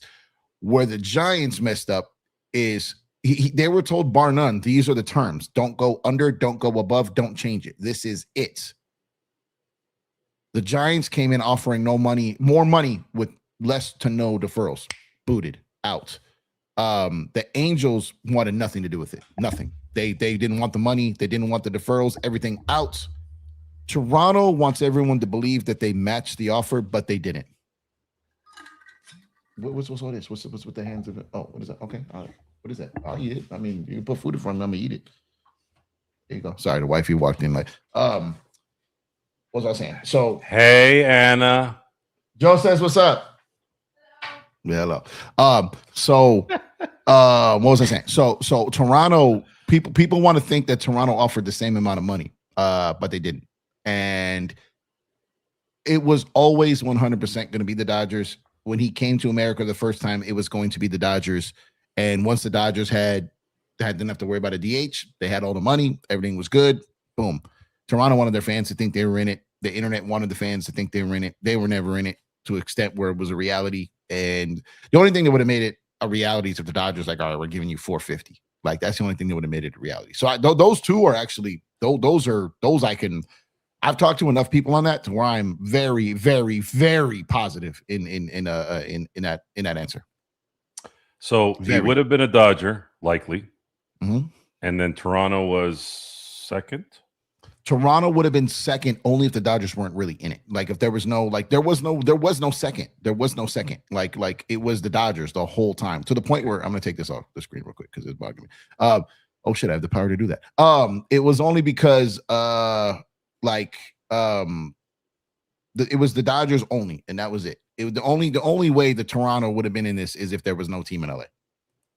And the Dodgers thought they had him in 23. Holy shit, here we go again with this. You like that? No, I don't like the other way. This is like the B looks even bigger. There we go. The Dodgers had the Dodgers thought they had Shohei in 23, which is why they punted on that offseason and why 23, like they lost in the playoffs, where they had a phenomenal regular season. But it's why they didn't have a bunch of things lined up that year, because they thought it was going to be Shohei. But he did that random 1-year extension with the Angels and threw everybody off. But I think he was just really trying to be honorable and give him another year and whatever it was. But yeah, it was never going to be any other team but the Dodgers. The whole league knew it. Everyone knew it. And Toronto fans, God bless them, they thought they had Shohei. They thought they had Roki. They thought they had Tucker. They thought they had a championship. They thought they had a real country. And everything just kind of like fell off the side of the road there. But it was always the Dodgers. So we segued into something else. Obviously, I didn't get into it because I was talking to myself with the boys and the girls. I went down the line a little bit. I think I continuously forget that Ohtani was Rookie of the Year in the AL, his rookie year, even though that was a pedestrian, in terms of Ohtani's skill set, right? He only had like 61 RBIs, whatever it was. So let's talk shop here. I want to talk a little bit the what ifs, since you brought it up. Wait, what the? Okay, so Ohtani comes to the Dodgers. What the fuck? In 2018. In the chat. 2018. Yeah. Right. So let's play with this. Whoa. What changes? Is it full of alcohol instead of the mixer? No, just what you said was wild. Okay, so you really went there with that comment? No. So you say if he comes into it, you're saying let's talk how first change year. The dynamics. Let's talk first year. Dodgers go to the World Series and face the Boston Red Sox. So here's my take on this, Joe, real quick because I know where you're going with it. Here's my take on it. Everything that the Dodgers suffered through needed to happen. And I think I said this on the last show I was walking through a shopping center and something on the phone. At some point, we have to, as crazy as it sounds, and it does sound crazy, it sounds crazy as fuck. At some point, we're going to look back at 2017 and actually be thankful. Like, I'm dead serious. And that's where I'm at with it now. Because if 2017, 2018, and 2019 don't happen, I'm not sure they go this nuclear. I'm not sure that they just go to the ruining baseball levels. I'm not sure, because they never did prior to it. Right? They were waiting for their guys, and yeah, Mookie was their guy, Freddie was their guy, Shohei's their guy, Yamamoto's their guy, Tucker's their guy. They were waiting for their guys. What did I do with this board? I think I messed something up. They're waiting for their guys, but if they win in 2017, or let's say they split 2017, split 2018. Let's say they win one of those two, and let's say they go 4 in 2019. Like, if they have Shohei, do they go all in on Mookie and Freddie? You know what I mean? So getting Shohei at the back end of that is what made this special. Getting Shohei too early might not have made it special. You get what I mean? So my thing is, if they beat Atlanta, is Atlanta more inclined to bring Freddie back? You know, like we're gonna run it back and try to dethrone. Like, we don't know. Does Boston trade Mookie, you know, to the team that beat them in the World Series versus the team that lost to them? Like, there's a lot of dynamics there that I don't think we end up at the same intersection where we're at right now if they get Shohei early. So, oh shit, nice shirt, by the way. I just saw that right now. Yeah, nice shirt. Nice shirt. But what I'm saying is, legendsofculture.com, www.legendsofculture.com. That shirt that Joe has. Shout out to Drip Show. Shout out to Chris. Beginning of the show, I pumped up all the stuff because I know I'm programmed. You know, I'm just, you know, it's on cue. What I'm saying is, I think at some point, Joe, we're gonna sit back and we're gonna be like, you know what, that little fucking Muppet and that team was the villain we needed at the right time to, you know, every movie where in the beginning where they lose to the villain and they come back later and they're the hero, and it's there was a villain. They slayed all it, and now they become the villain, right? The anti-hero, whatever you want to call it. Whatever, from the other fan base's perspectives, not ours. So I'm embracing it because it's F them, right? But my thing is, I don't believe any of that happens where we're at right now if we win, if we have success from 2017 to 21. I don't think we are where we are right now. So if we get Ohtani in 18, could we beat these teams? Yeah. But if we get Ohtani in 18, I don't think we have Mookie. I don't think we have Freddie. I don't think we have all this. I don't think we have it. So I'm perfectly fine with the way it went down because we have it now. Joe, this is the best team I've ever fucking seen. This is 3 straight games down 2-0, 3 straight games come back. Well, they started 8-0 last year, nothing but comebacks, fell off the cliff after the 8th game, right? So we've seen this movie before, but they're healthy. The bullpen hasn't given up a single run, right? None. The whole 3 games. So I talked all off season. There were things that I was very, very set on, and that was the resurgence of a Mookie Betts because I knew he was healthy. The resurgence of Tanner Scott and the bullpen, because while you have volatile guys, it's very rare you have an entire bullpen go volatile. And the Dodgers did last year, which means they were all due for a strong year. And Vesia was great last year, but all the rest of the guys, and now you got guys who got the experience in the World Series like Henriquez and Klein stepping up, and you got all these guys, and there is not a single error. They're going to lose games and they're going to lose series. It's going to happen. But who the fuck is going to beat this team 3 out of 5 or 4 out of 7? Like, when they got their guns going, like this is the best team I've ever seen in any sport I've ever watched in my life. And they got the continuity, and the guys that they just added in were exact pieces that they needed. Just exact. I mean, exact. Like you got the Mets. You got the Mets celebrating getting Williams and Bichette. Those were the 2 Dodger fallback guys. Like, they got the plan B. We got the plan A, and we won the fucking World Series back to back. You know what I mean? So that's where it's just, yeah. It's like getting James Worthy after they won in '82. Right. Lakers, so right?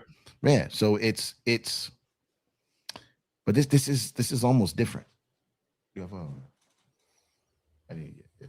she's like, good. I never eat on the show, but I'm about to because I gotta absorb this tequila here. Well, it's good that that you look at it from the what is it? What do they call it? The half full thing. See, losing to me is different, I think, to most. I think about 13 also. I think about 14. I think about 15. I think about 16. So let's run that real quick, just for those of you who don't remember.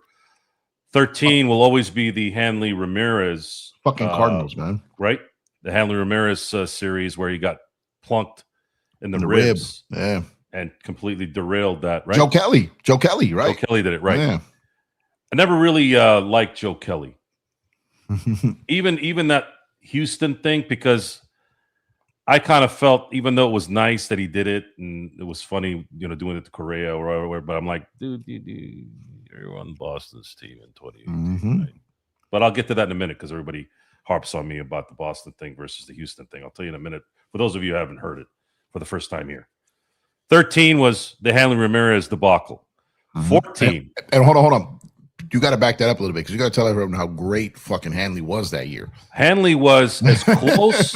Hanley was as close as you ever were gonna be, in my view, to Manny Ramirez in 08.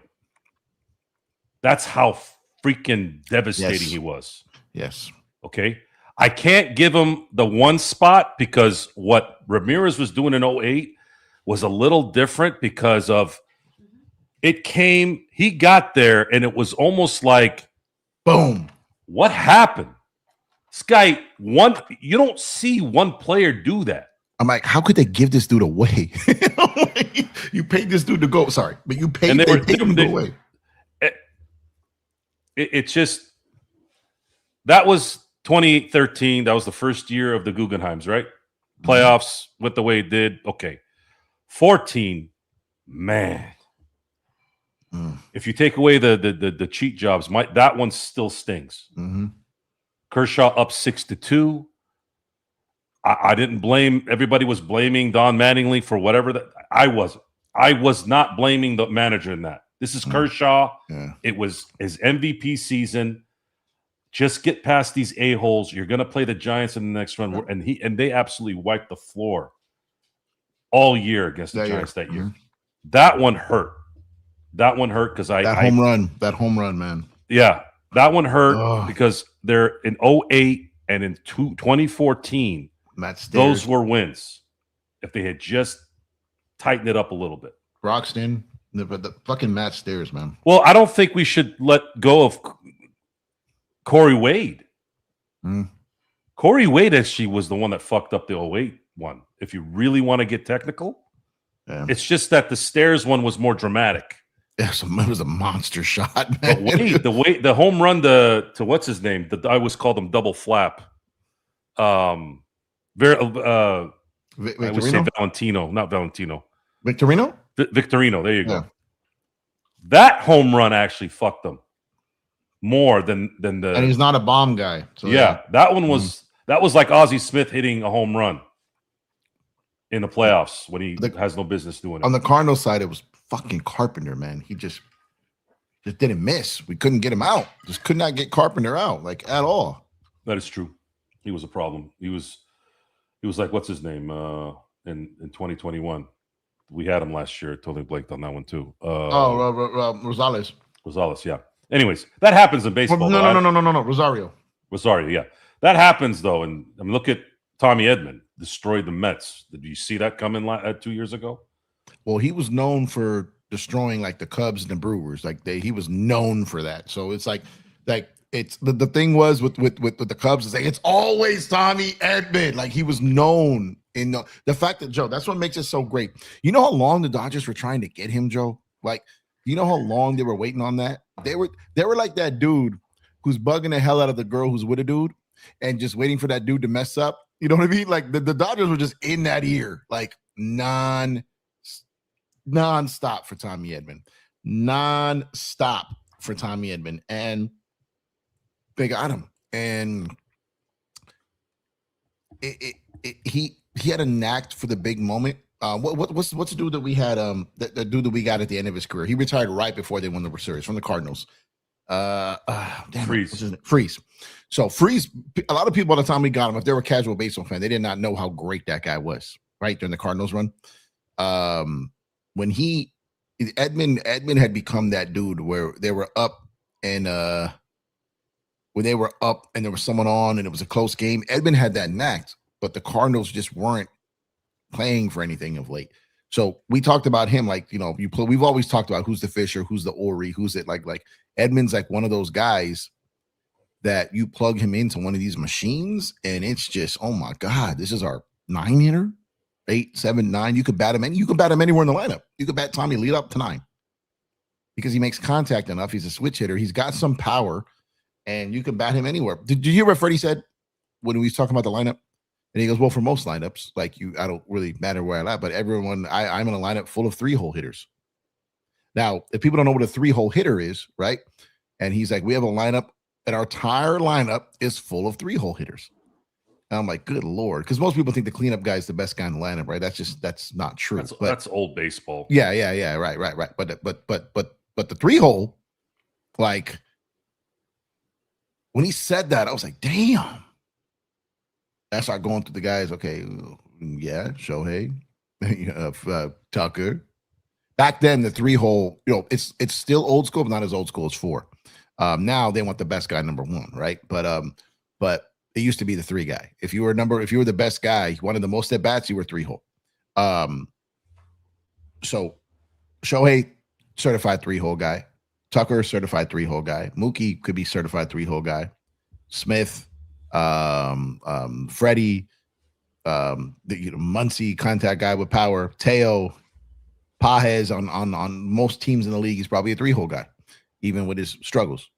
Probably the only guy that's not a 3-hole guy in this lineup when he plays is probably Miggy, right? But you could probably trust him in a 3-hole guy on a younger team. You know what I mean? So when he said that, I was like, oh my God. So the roster construction. But where were we in? So we got to what, 14? So 14, and by the way, Freddie batted 5th today. Well, so because if it's a lefty, he'll bat. Yeah. So and he had 3 hits, and one almost went out of the park. Would have been 4. It's just like basketball. In a lot of ways, baseball has become a positionless sport, and at least in lineup terms. But 14 was before 17. 14 was the heartbreaker for me because we had to watch the Giants win the 3rd championship and see Kershaw lose in his MVP season, his greatest season I've ever seen from a pitcher. 14 was rough. 19 still just 19 still hurts, which I'll get to that in a minute. Yeah. 15, you lose to the Mets. We weren't. Yeah. But they lost in 5. I mean, that could have gone either way. The Mets freaking blew it against Kansas City. They should have won that World Series. But anyways, that was a Chase Utley slide series, right? Yeah. 16. This is when my Kershaw stuff started to develop. Because they needed Kershaw. They were up 2-1 against the Cubs. They needed Kershaw to put a stop in the momentum of game. But he got game 1 on the road in that series. And like 2-1 or 2-1 victory. I believe this is where and again, he pitched amazing in 2017 and Springer, every time I see stats. Yeah. He should have won the World Series MVP. Yeah, right. He would have won World Series MVP. That's where I've come back a little bit on that, but that was when it started at 16 because I really wanted him to be. They were up 2-1, and then coming the home. Cubs. I'm not going to game 4. The Cubs are up 3-2 now, and you have your number 1 guy there. How about win this thing? So, and then it's a game 7. Anybody can take it. Anyways, that's where I was in 16. But what was it? What was the ODS game? Game 6. Okay. He got shellacked on the road. He was game 6. Yeah, but he pitched out of the pen then, right? Somewhere in that game, he pitched at home. No. He was a starter. He pitched at home in that series. I only remember because I specifically remember because my this was towards the end of my grandpa's life, and we were in the hospital, and I remember having my tablet there. We watched it. So I'm like, Julio's going to pitch tonight, and it was a home game. Hold on, let me get the stats. Yeah, Julio pitched at home. No, Kershaw was pitching game 6. Okay, I was talking about Julio. So Julio pitched, and I want to say Julio pitched in game 4. There we go. Yeah, there we go. Kershaw won game 2, 1-0. Then the Dodgers got phenomenal game. Yeah, it was. They basically got their ass whooped in game 1, game 3, and game 4. I'm sorry. They basically got their ass kicked in game 4, game 1, game 5, and eventually game 6. Oh, sorry. He pitched game 2. Correct. He pitched game 2 after they had lost 8-4 in I'm running out. And I think that one was, I don't think the score was indicative of what was going on. Let me see here. Yeah. They scored 5 runs in the 8th. Nah. They It were slipped up. away. Like they had a chance early in that series, and then they didn't. Yeah, they were up or they were tied 3-3. Anyways, the point is, this is when I started to start kind of losing my hope for Kershaw. They needed that game 6 stopper so that they can get into a game 7 and anything can happen. They might have still lost, but I thought it was just not competitive. Anyways, that's 16. 17. Cody Bellinger gets brought up and he just starts raking and he doesn't stop. He's almost like Manny Ramirez, but does not stop. Homegrown, right? Homegrown, the whole team didn't stop that year. Right. It was yeah. And it was the perfect team. It was everything. It reminded me of some of the old NFL seasons where you just knew this team was going to win a Super Bowl. I remember 91 Redskins. You knew they were going to win a championship that year. 1993, you knew the Dallas Cowboys were going to win it that year.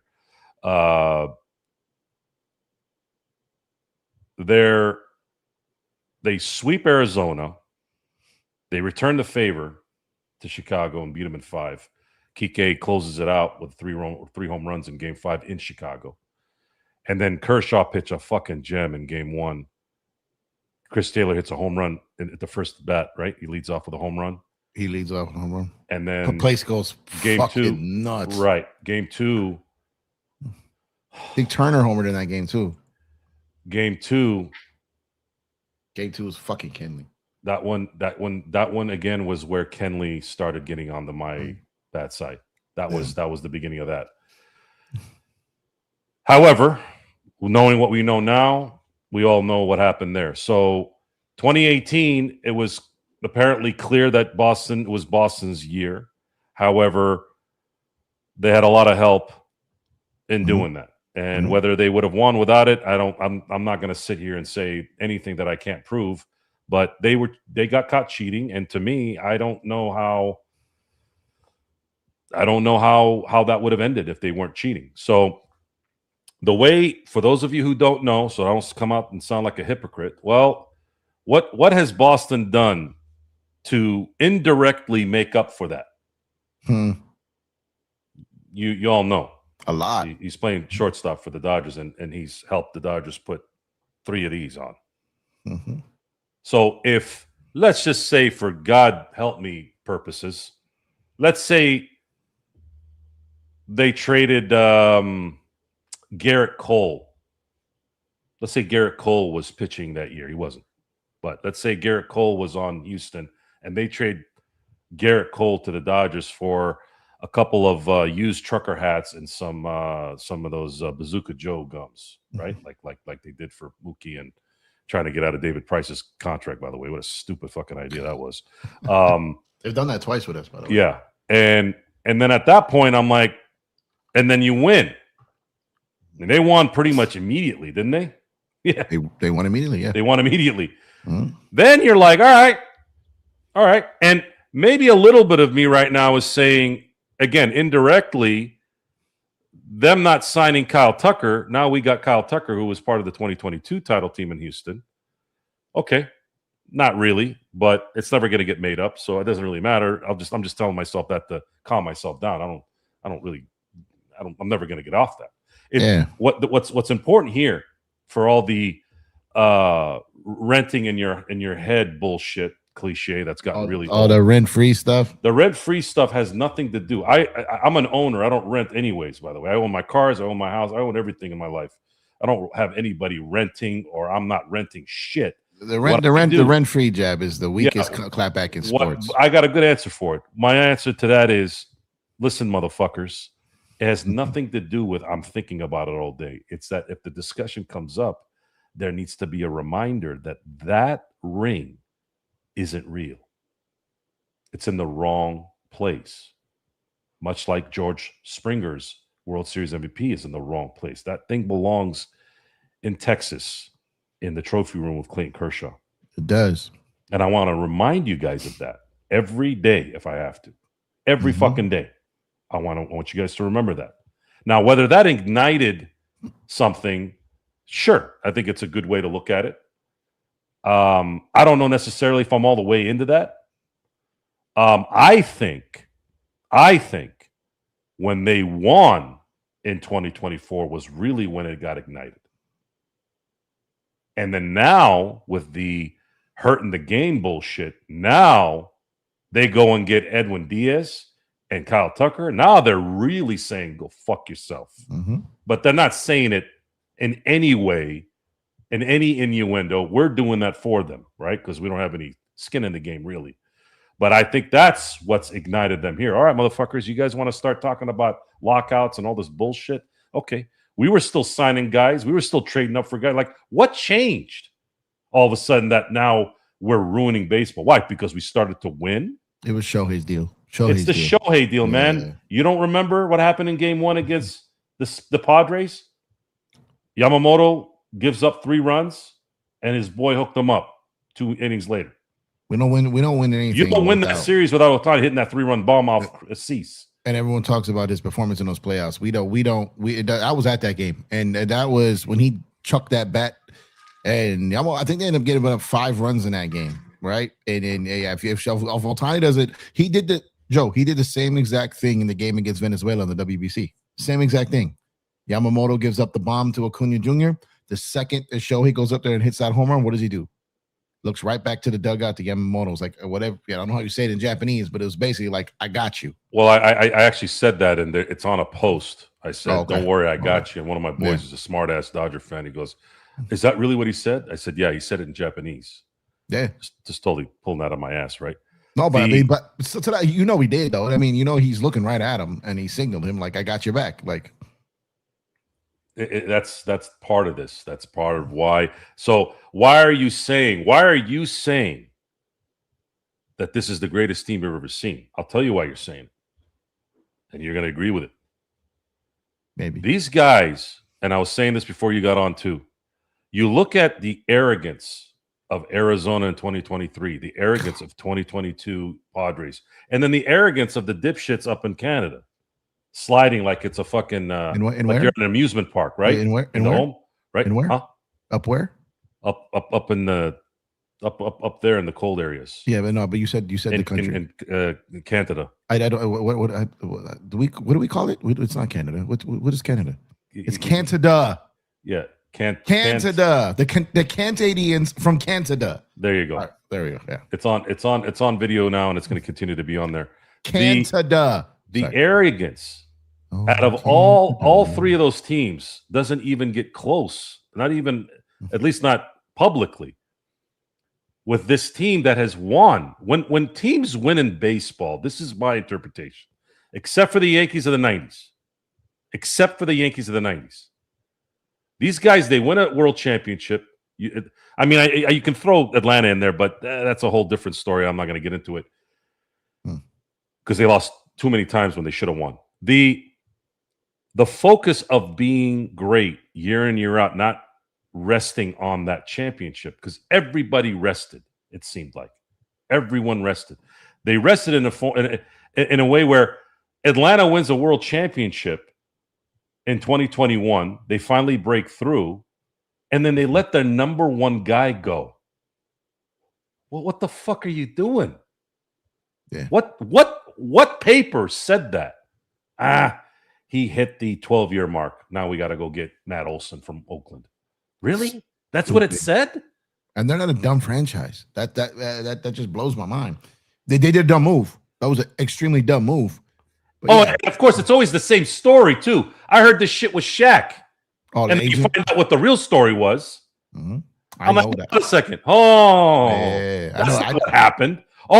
He didn't talk to his agent, or he didn't answer his phone. I'm like, bitch, what the fuck? You didn't really expect me to buy that shit?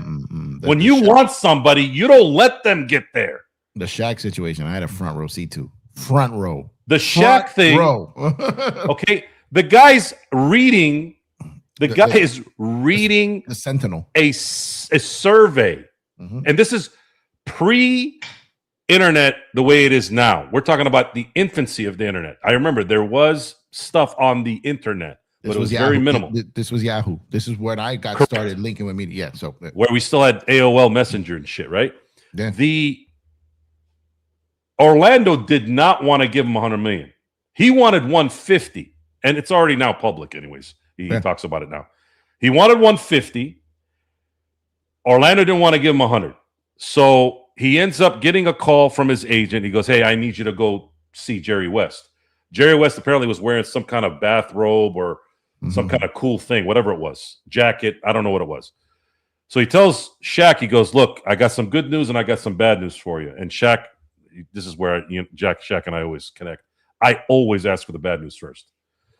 He goes, "I can't get you the 150, but I can give you the 120. And of course, Shaq is fucking already ready to sign. But he did say did you talk to Orlando, to his agent?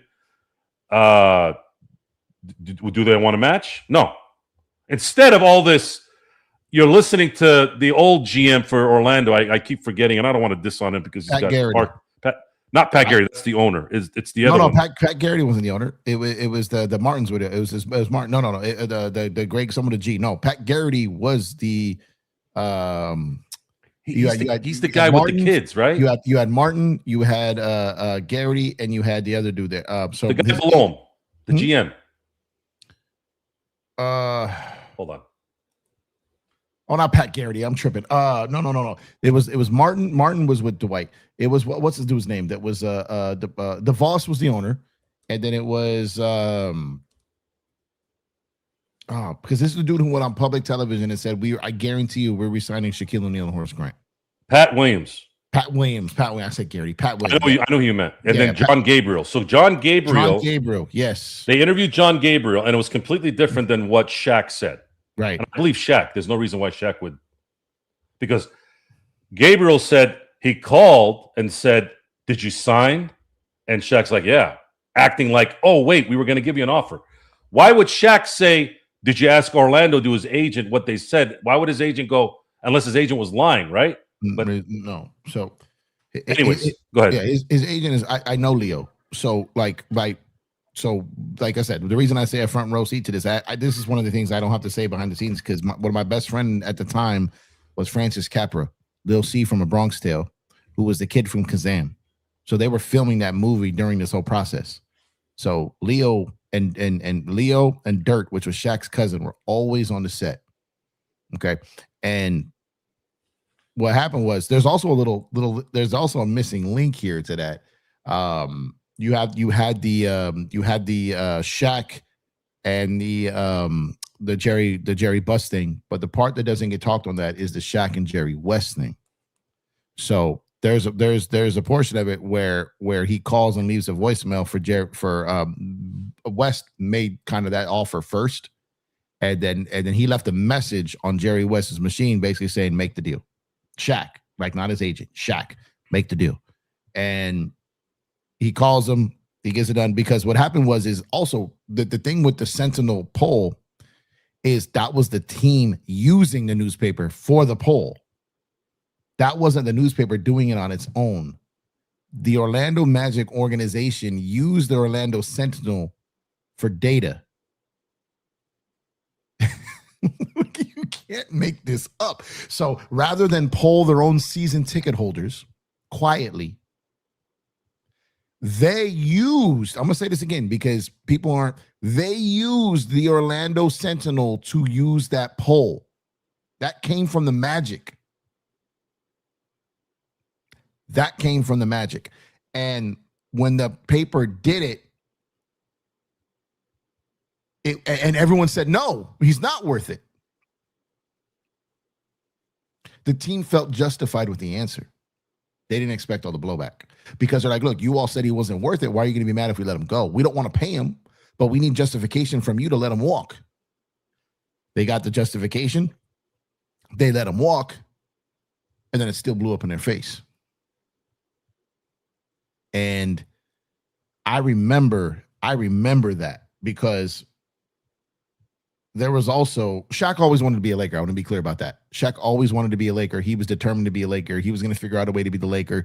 He let it be known to the Lakers. He walked up to the Lakers bench during that the season before when you had Sam Bowie and all them guys and basically told the guys, hey, I'll see y'all next year. Like Shaq had let it be known he's coming to LA.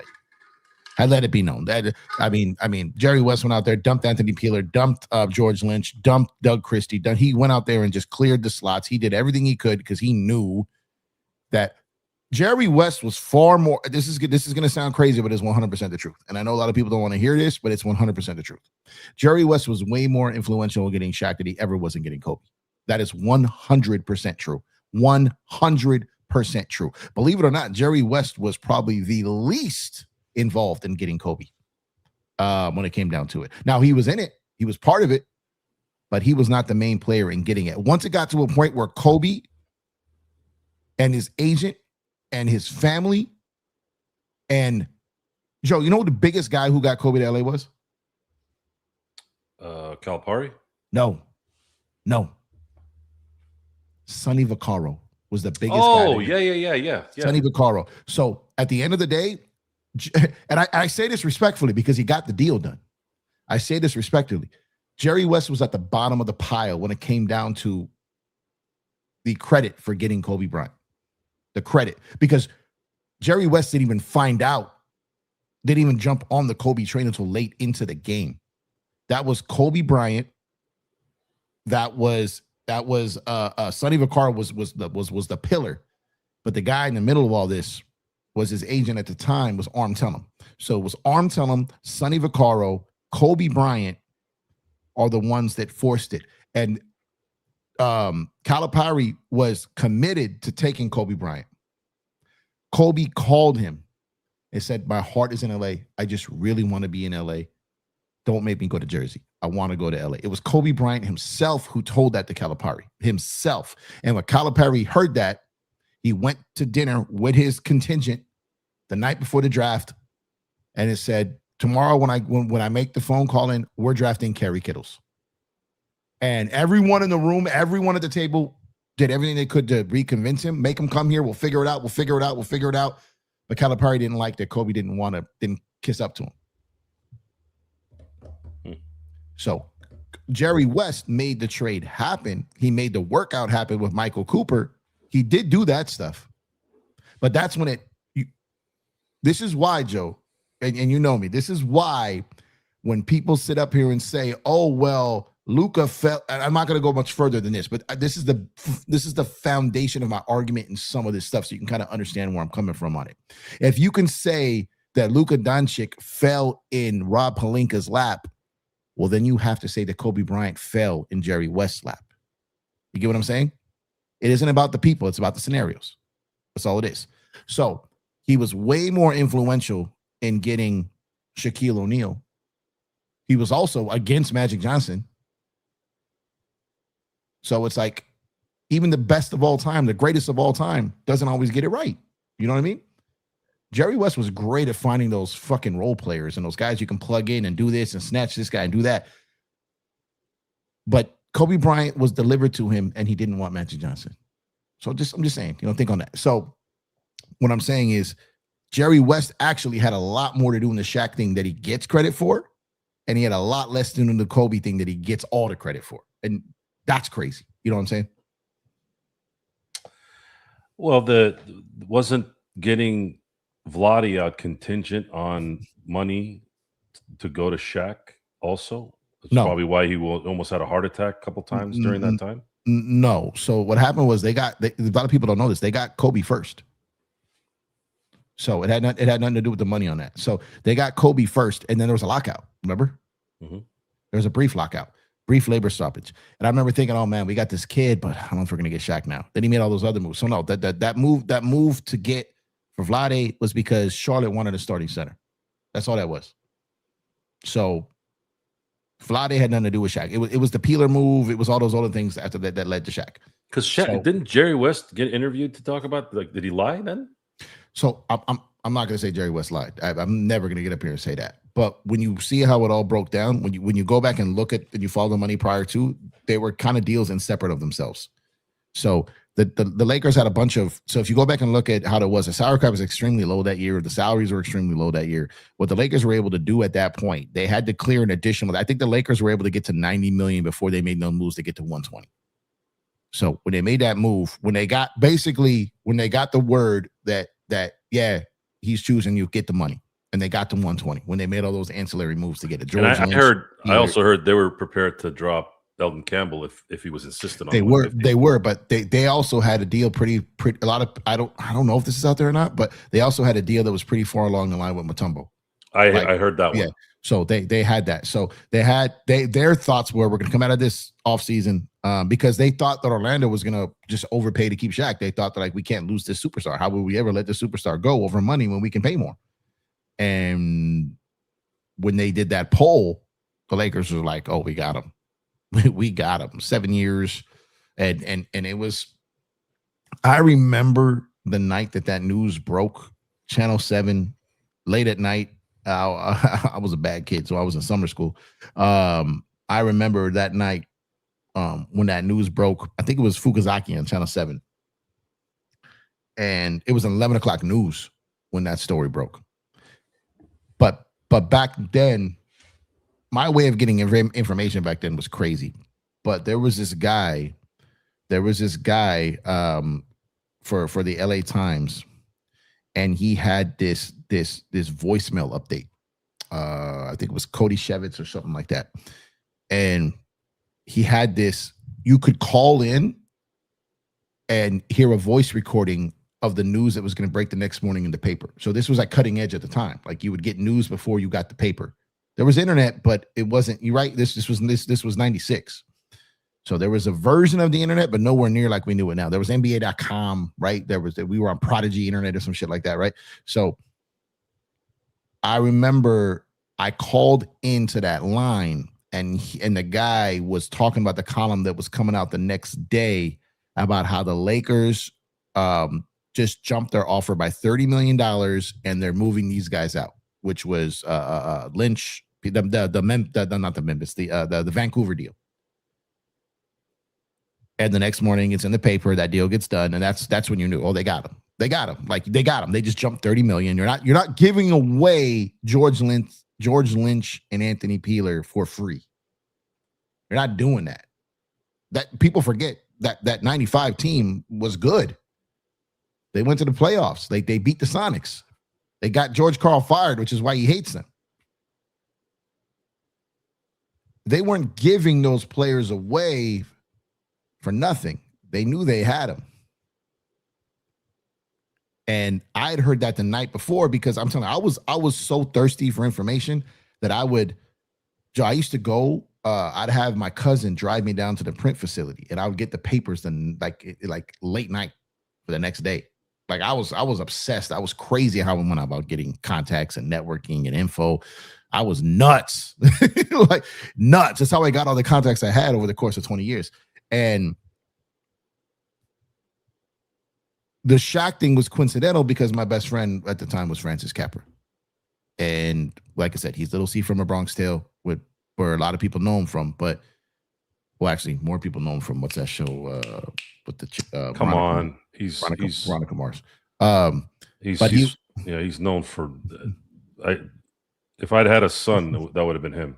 Right. Yeah. So having, Shaq would be at his house. Shaq would come by. Shaq would hang. Like, this dude would shuck up a buckets of chicken. You think it's for the whole family. He ate it himself. You know what I mean? Like I had a pretty good connective wealth of knowledge, like, on that. And it was a very interesting. It was a thing because this kid had no interest in sports, couldn't tell you a thing about it. And he liked Shaq because he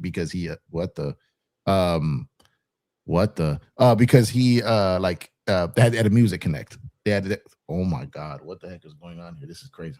Where's Anna? Bring her over here. Nah, she's over here. She's in the shooting range over here. I need her to see this. I'm a Japanese. This is clearly a troll, bro. What was I saying? Hold on, I got more. Go ahead. Jesus. Dude, I had someone the other day. This was the craziest thing I ever seen. I did how crazy? I did a video talking about when he eats. I did a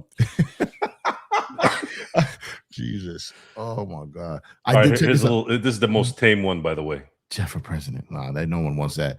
I did a post backing up Roki. Blink twice if you hear me. I blink a lot, so I may have accidentally inadvertently answered this without intending to. I'm doing a post supporting Roki Sasaki. This dude on Twitter not only loses his whole mind. Fucking oh my God. I'm losing my train of thought here. What the fuck am I talking about? So I'm defending Roki.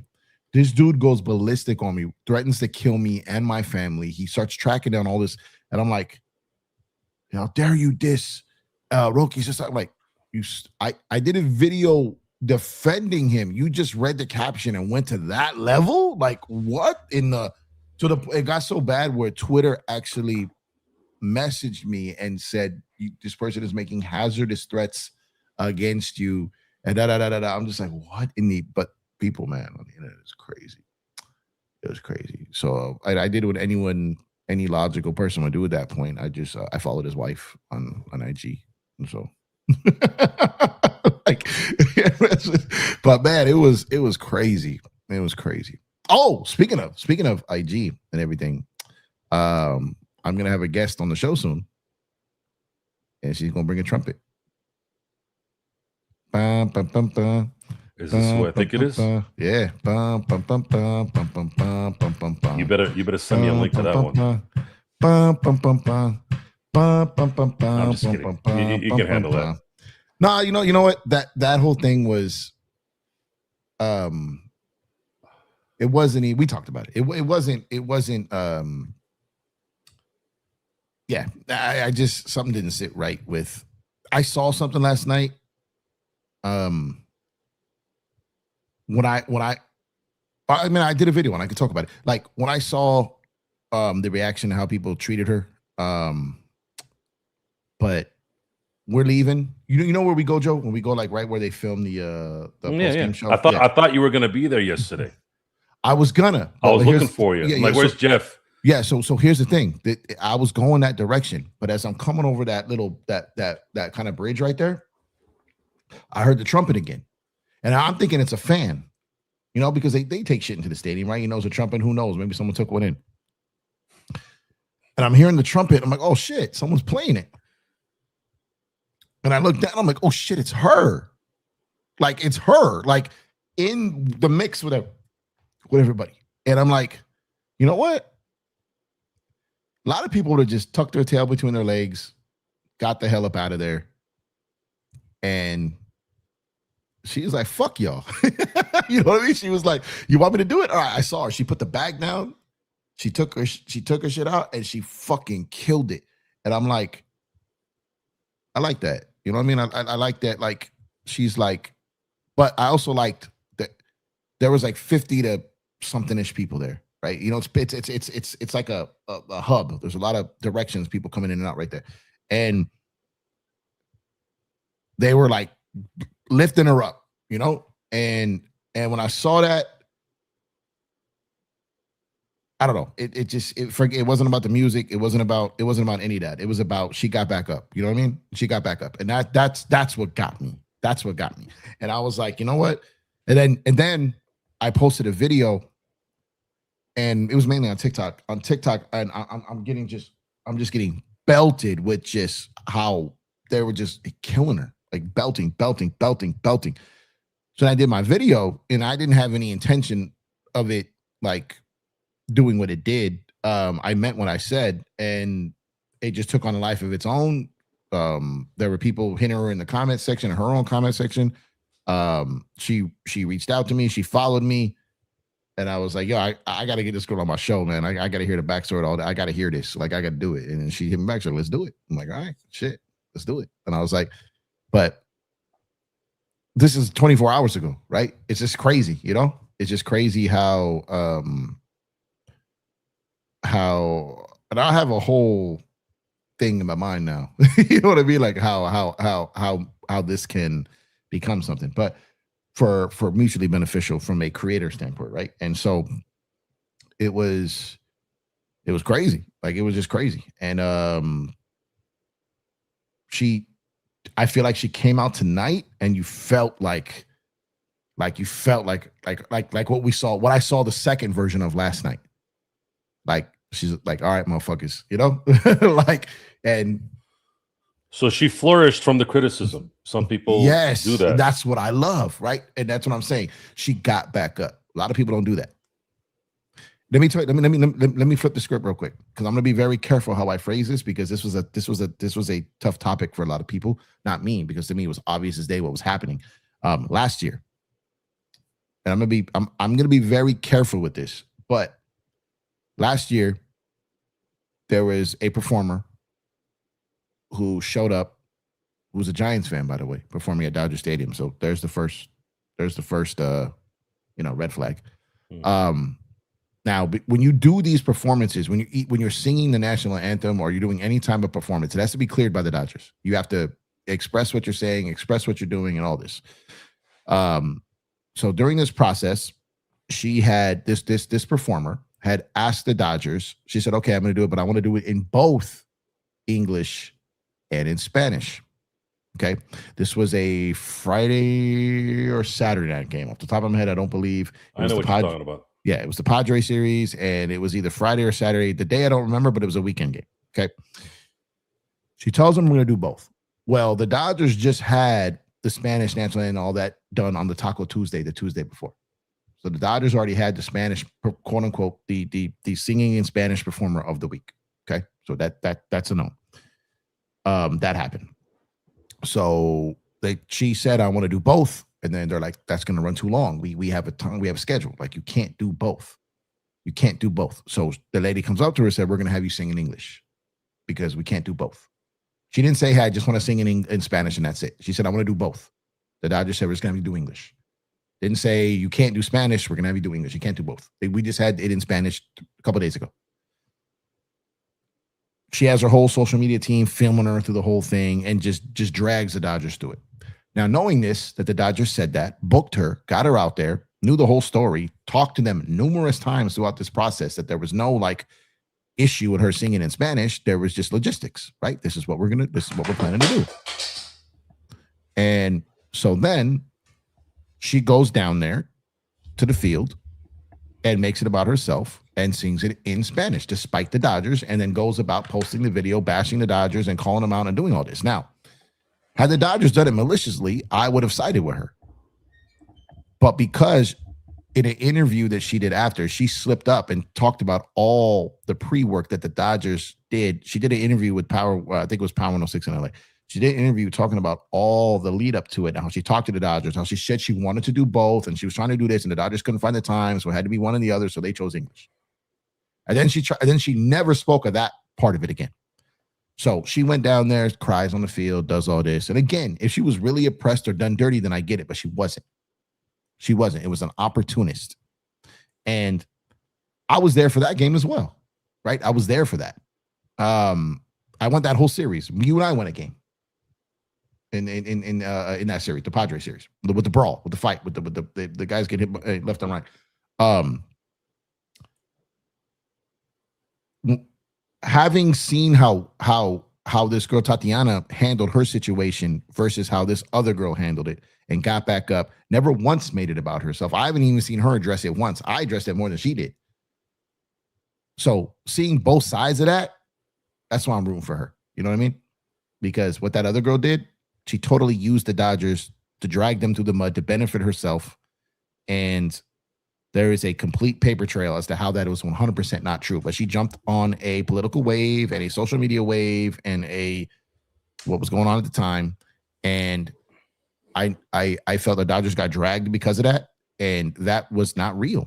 It wasn't real what happened. And this one was not the Dodgers' fault. This was no one's fault. This was whatever it is. It's her own rendition, whatever she got the memo that probably people didn't love it as much as she intended.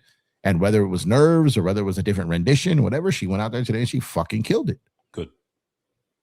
Yeah, that's my thing. Yeah. Screwing, quote unquote, screwing it up, if she did do that, is different than being an adolescent twat. Right. So when I get tired of something, I create a very easy scenario in a discussion. When I finally get to a wall with an idiot, I finally end the conversation quickly and ask a really good question, like, when you see someone in Mexico sing the Mexican national anthem in English, I'll let you sing it in Spanish here in America. Everybody knows the answer to that. And then at that point, I just look at you. See, I'm an eye contact person.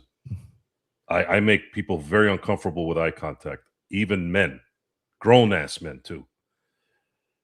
When I get tired of nonsense, that's the scenario I put. Okay, you want to sing the American national anthem in Spanish? Cool. Whatever idea, wherever that came from, fine. When you see someone in Mexico sing the Mexican national anthem in English, I'll let you do that. And then you're more than welcome to come by. And that's my response to that, because I think, again, they are two different things. My I would say maybe my thing was, we know we couldn't get the actual Timmy Trumpet, and that's not gonna. And they didn't have, and the Mets didn't have him for every game either. Yeah, right. Totally get it. He's from Australia, Yeah.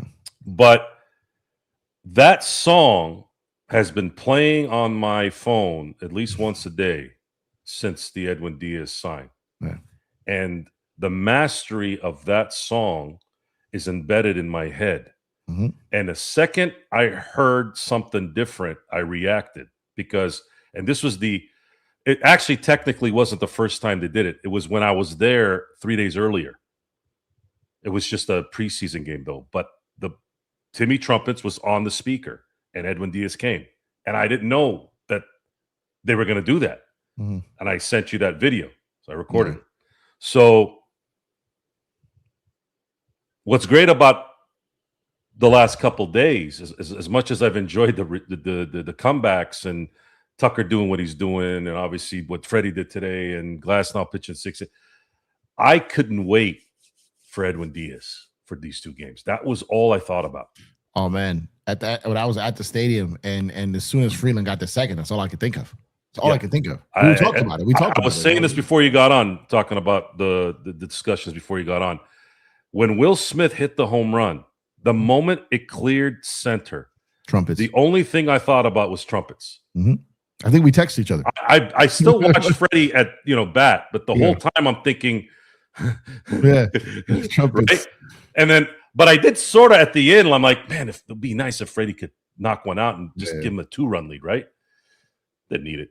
Fucking destroyed it in all 3 batters. And I started going into this thing before the boys start saying, you got to do a show. And I was like, oh shit, I got to go do it though. I got to do it. I got to do a show. The boys are asking for it. If Edwin Diaz saves between 30 and 40 games this year, this team's winning 105 to 110 games. I mean, they have to be close. Scores have to be close enough, right? So 2 games they were. Game 1, no. Game 2 and 3, yes. I part of me thinks he may end up getting more road saves than home saves. I think they're going to start getting that makes sense. Demolish people. I know what you mean by that. Yeah. The exciting part is I'm watching these 3 games, and the 2 areas they were deficient in last year have been solved already after 3 games. Mm-hmm. Even the Tucker at bats when he's not getting a hit. Matter of fact, he struck out the first 2 times. But they were in both ways. Right. And I'm like sitting there, I'm like, how the hell did he not swing at that cutter? The double before, I talked about that one, the double he hit in game 1 after 2, I think they were sliders. Yeah. The 2 sliders, and he didn't even react. I was like, what the? I mean, either he knew they were coming, or his eye was like he sees that ball. I mean, whatever his eyesight is, it's got to be 2015, man. There's no way. I don't know. I'm just There's two at bats, and I'm not going to go too long, so I know you got another point to make. There's two at bats this year that I was like, no, no. Don't ever do. Don't ever. Well, no, because you're trying to make a whole point. You can't forget what you're saying. So if you can cut in and tell me one. I don't want you to forget your point.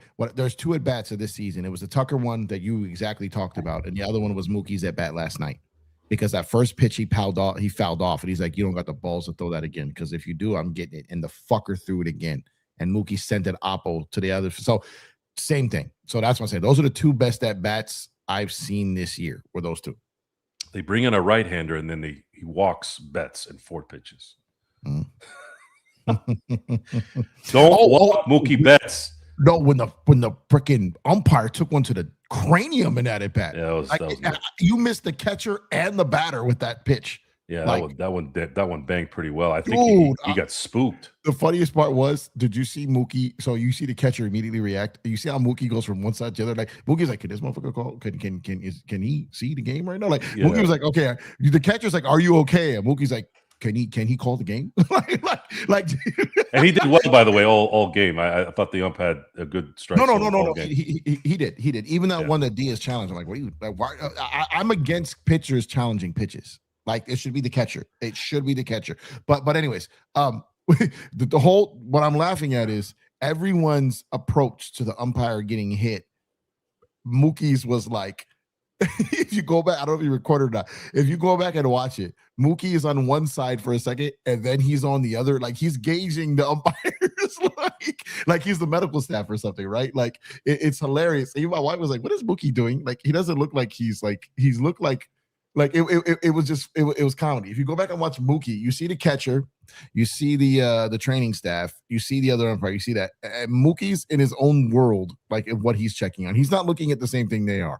And I'm just like the level that this guy and Joe, I'm telling you, the two reasons, and I've been saying that the reason we're going to be so special this year is because we're getting like Mookie Magic back. The Mookie Magic, I've been saying it because I know the people who train him in the offseason. I've seen the videos, I've seen his work. I've said bat speed is back, and not just the bat speed, but the torque and it's there. I know someone who works out on the field with him, and what he put himself through. And this was a matter of weeks after the season started. Like he was determined to get so he didn't just lose 25 pounds. He lost his muscle mass. So it wasn't just 25 pounds. Like he lost his strength, which theoretically helped him at shortstop from a range standpoint. But his power, his pull, his pop, he had lost a lot of that, and he goes and you know he's playing in the summertime, so you can't. You're out in the sun 8 to 10 hours a day. You just sweat everything. You can't gain weight. You got to do it. You got to bulk up in the fall and the winter. You can't do it in the summer because you're just shredding everything. So I knew the work he was doing in the off season, and it wasn't the results of the work. It was the fact that he had the ability. He was able to do the work. I was like, okay, he's got his strength back. And the bat speed, which he's talked about, but he showed it. You know, the ball he hit opposite field to the gap. This wasn't down the line. This was opposite field to the blue shield sign, like power. And the first pitch, I saw his reaction. That's why when he ran around second, he did that little celebration. It was kind of like because he got that pitch, man. And he was just like, he's back. That was like his coming out party for 2026. Like Mookie is like, he didn't have a great game today, but what I'm saying is like that Mookie is back. And that allows us to have, if Shohei goes into a slump, but Shohei doesn't typically take off till June anyways. But if you have a slumping Smith, a slumping Freeman, you know, Muncy slumped a lot at the beginning of the year, Teo, Edman getting hurt. Now you got all these guys where we always used to say, whose turn is it going to be? Like, whose turn is it going to be the next round? Like these guys, this guy's great in this round. This guy's great in that round. Whose turn is it in the next round? Tommy Edman wins an MVP in a round and then is just okay the next round and then comes back to life in the round after that. It's like, who is it going to be? Now, 1 through 9, like who like if you got 3 guys slumping and you got 6 doing okay, you're still cooked. So having Mookie, Teo, when Edman comes back, as soon as Pies knows how to hit in full counts and stuff like that, which I think he will. He'll get there, but you got all these guys. Where's your easy out in this lineup? Because even the 9 hitter, even if it's Kim, Freeland, whoever it is, if you walk him, show he's behind him. So it's still a pressure at bat. It's just crazy. I don't know. I honestly don't know if my irritation in this series was completely towards the Diamondbacks. Oh, because they just kept coming. I just don't like them. They want to be the rival so bad. I don't like the Diamondbacks. I can't stand Carroll. I don't like his face. I don't like the way he runs. He looks like the little person from Elf. Call me Elf. Yeah, he does one look like more Dinklage. time. Yeah, he does look like Dinklage. And by the way, that's the root of why I call people dinks, because technically the term dink isn't a bad derogatory word. It just sounds like it is. Yeah.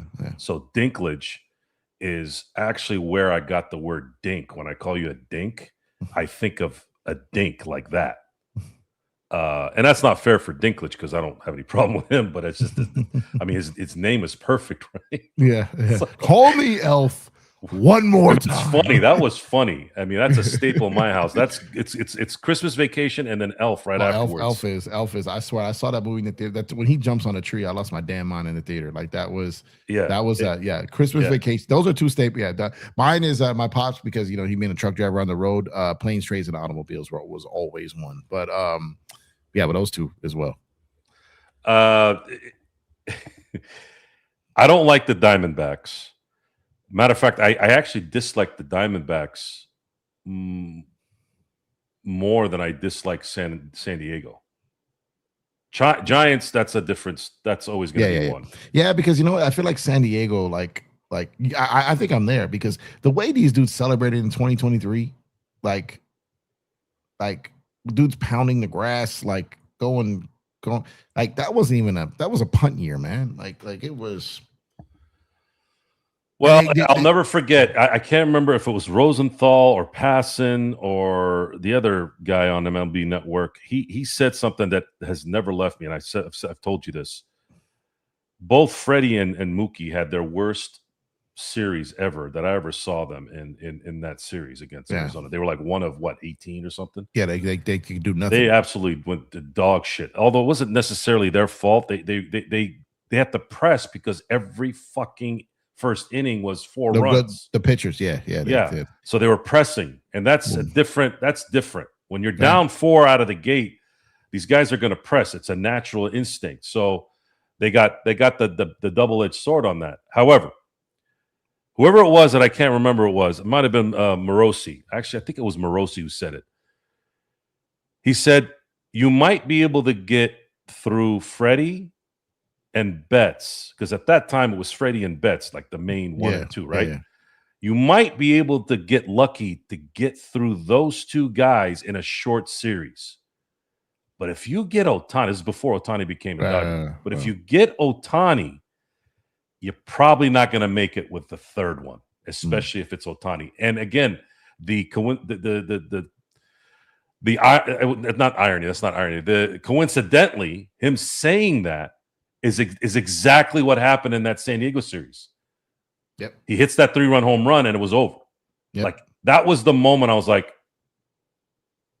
okay, we got this guy now. Now they ended up going down 2-1, and we didn't know if Yamamoto was going to come up, right? Yep. And then as soon as they won that game, 8-0, I was like, okay, going back to Dodger Stadium. Let's see what you got now. I wasn't nervous, but I was curious. I had a pretty good feeling, though, that they were going to win. I had no idea how they were going to win. Of course, they ended up winning with the Hernandez boys hitting home runs.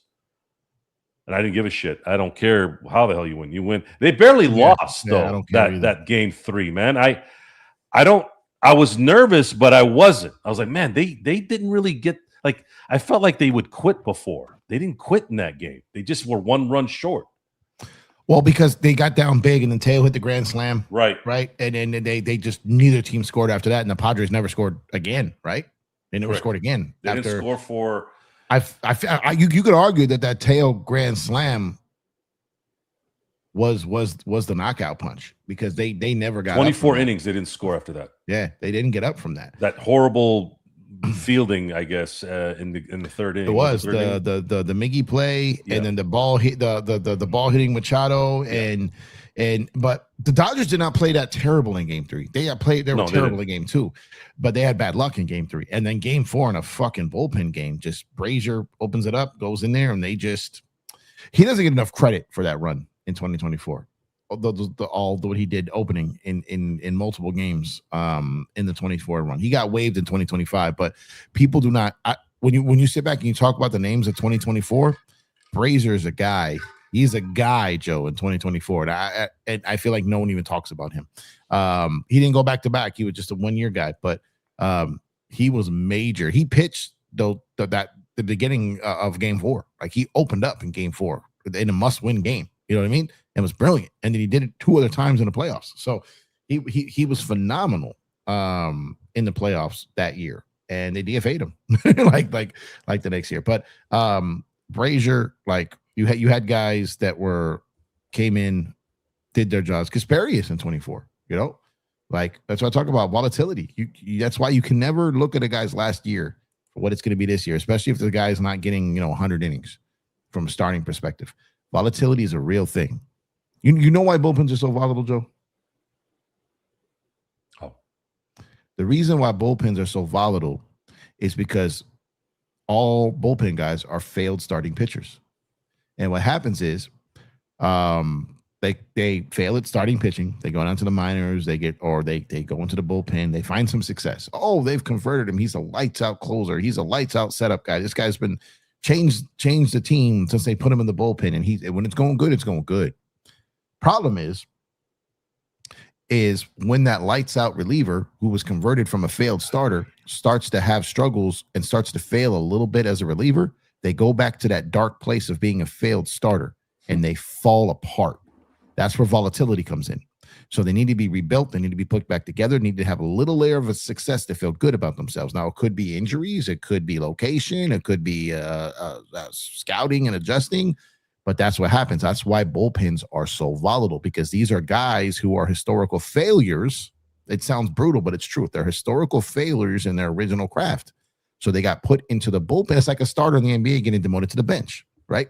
So now you got a guy who mentally he's cool, but as soon as he starts to have that struggles again, he goes back to that failed starter mentality, and it's really hard to dig him out of it. And it usually takes a season. And that's why bullpens are so volatile, is because most of them have a lot of experience, and not just failing by getting hit or failing by giving up runs or having a higher ERA than they like, but they've lost their starting position. They've got sent to the pen. Eat the best of the best of the best. Mariano Rivera was a failed starter. Well, I think the example I use in terms of the closer is, this is a sad story in a lot of ways, because it's not fair to judge, or to think about, not judge, to think about Mariano Rivera in any other way but being the clutchest closer ever, right? Mm-hmm. But my instant memories of Mariano Rivera is his failure.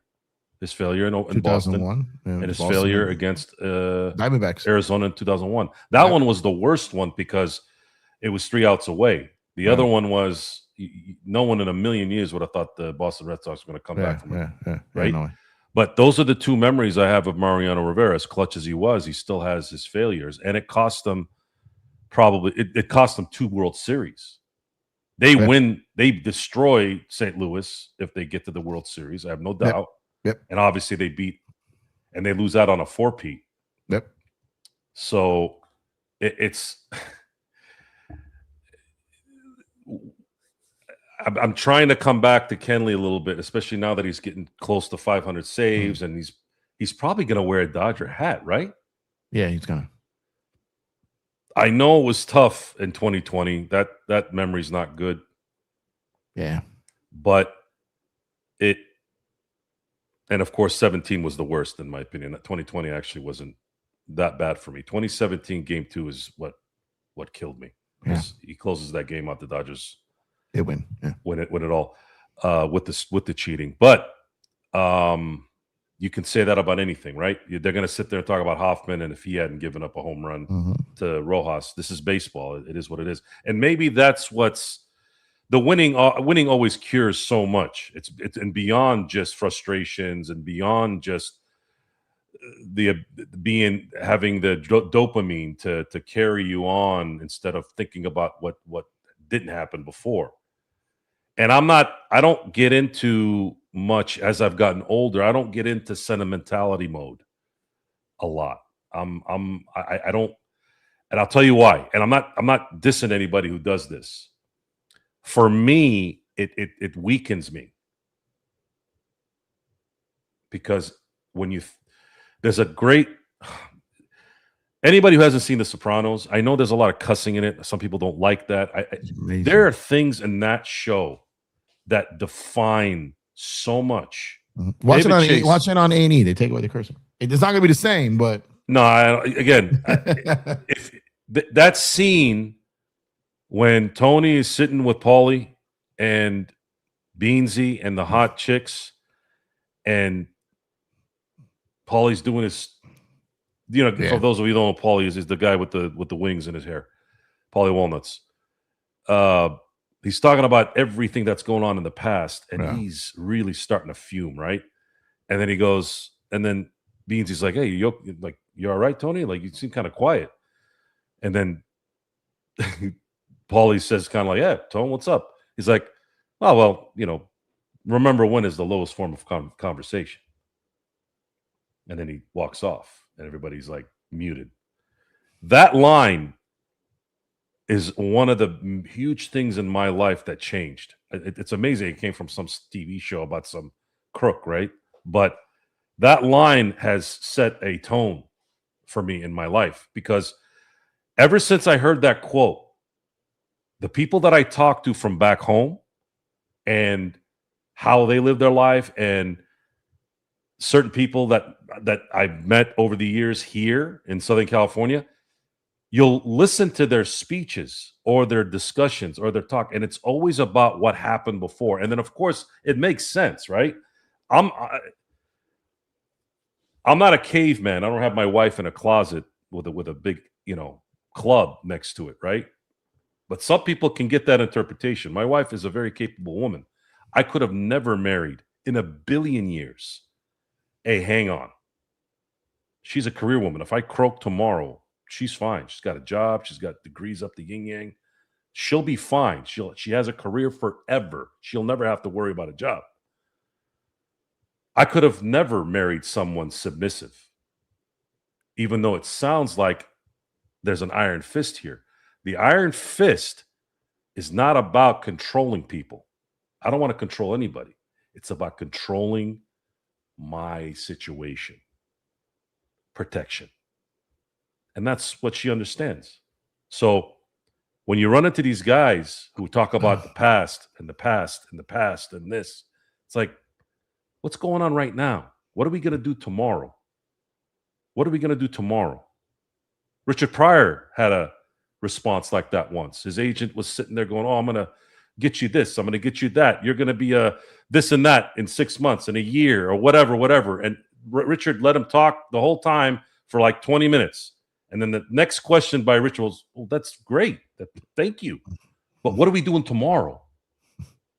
So living in the moment, reacting to something wins. To me, I feel like, and maybe it's a coincidence, I don't know, probably not, but let's just say it is. When I think today, it doesn't mean I'm going to think about today tomorrow. It's just not, my brain don't work that way. And then you watch guys like my favorite coach of all time, somebody like Nick Saban. He's got a video, it's on YouTube, where he's yelling nickel. I've told the story a few times. He's yelling nickel for fucking 10, it felt like 10 minutes.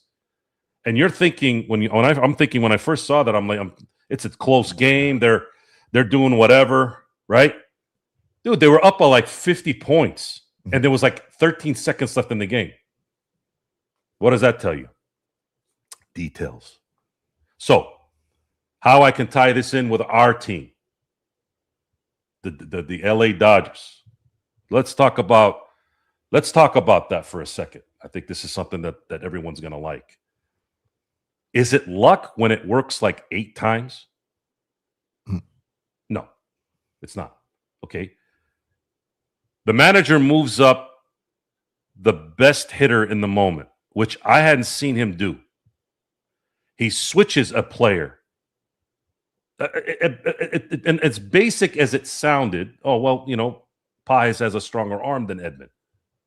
Makes sense.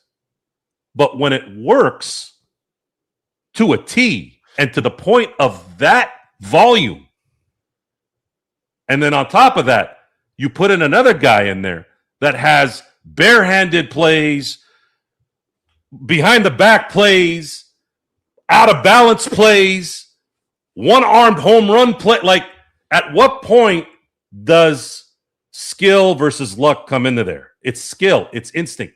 Instinct at some point becomes a skill. Mm-hmm.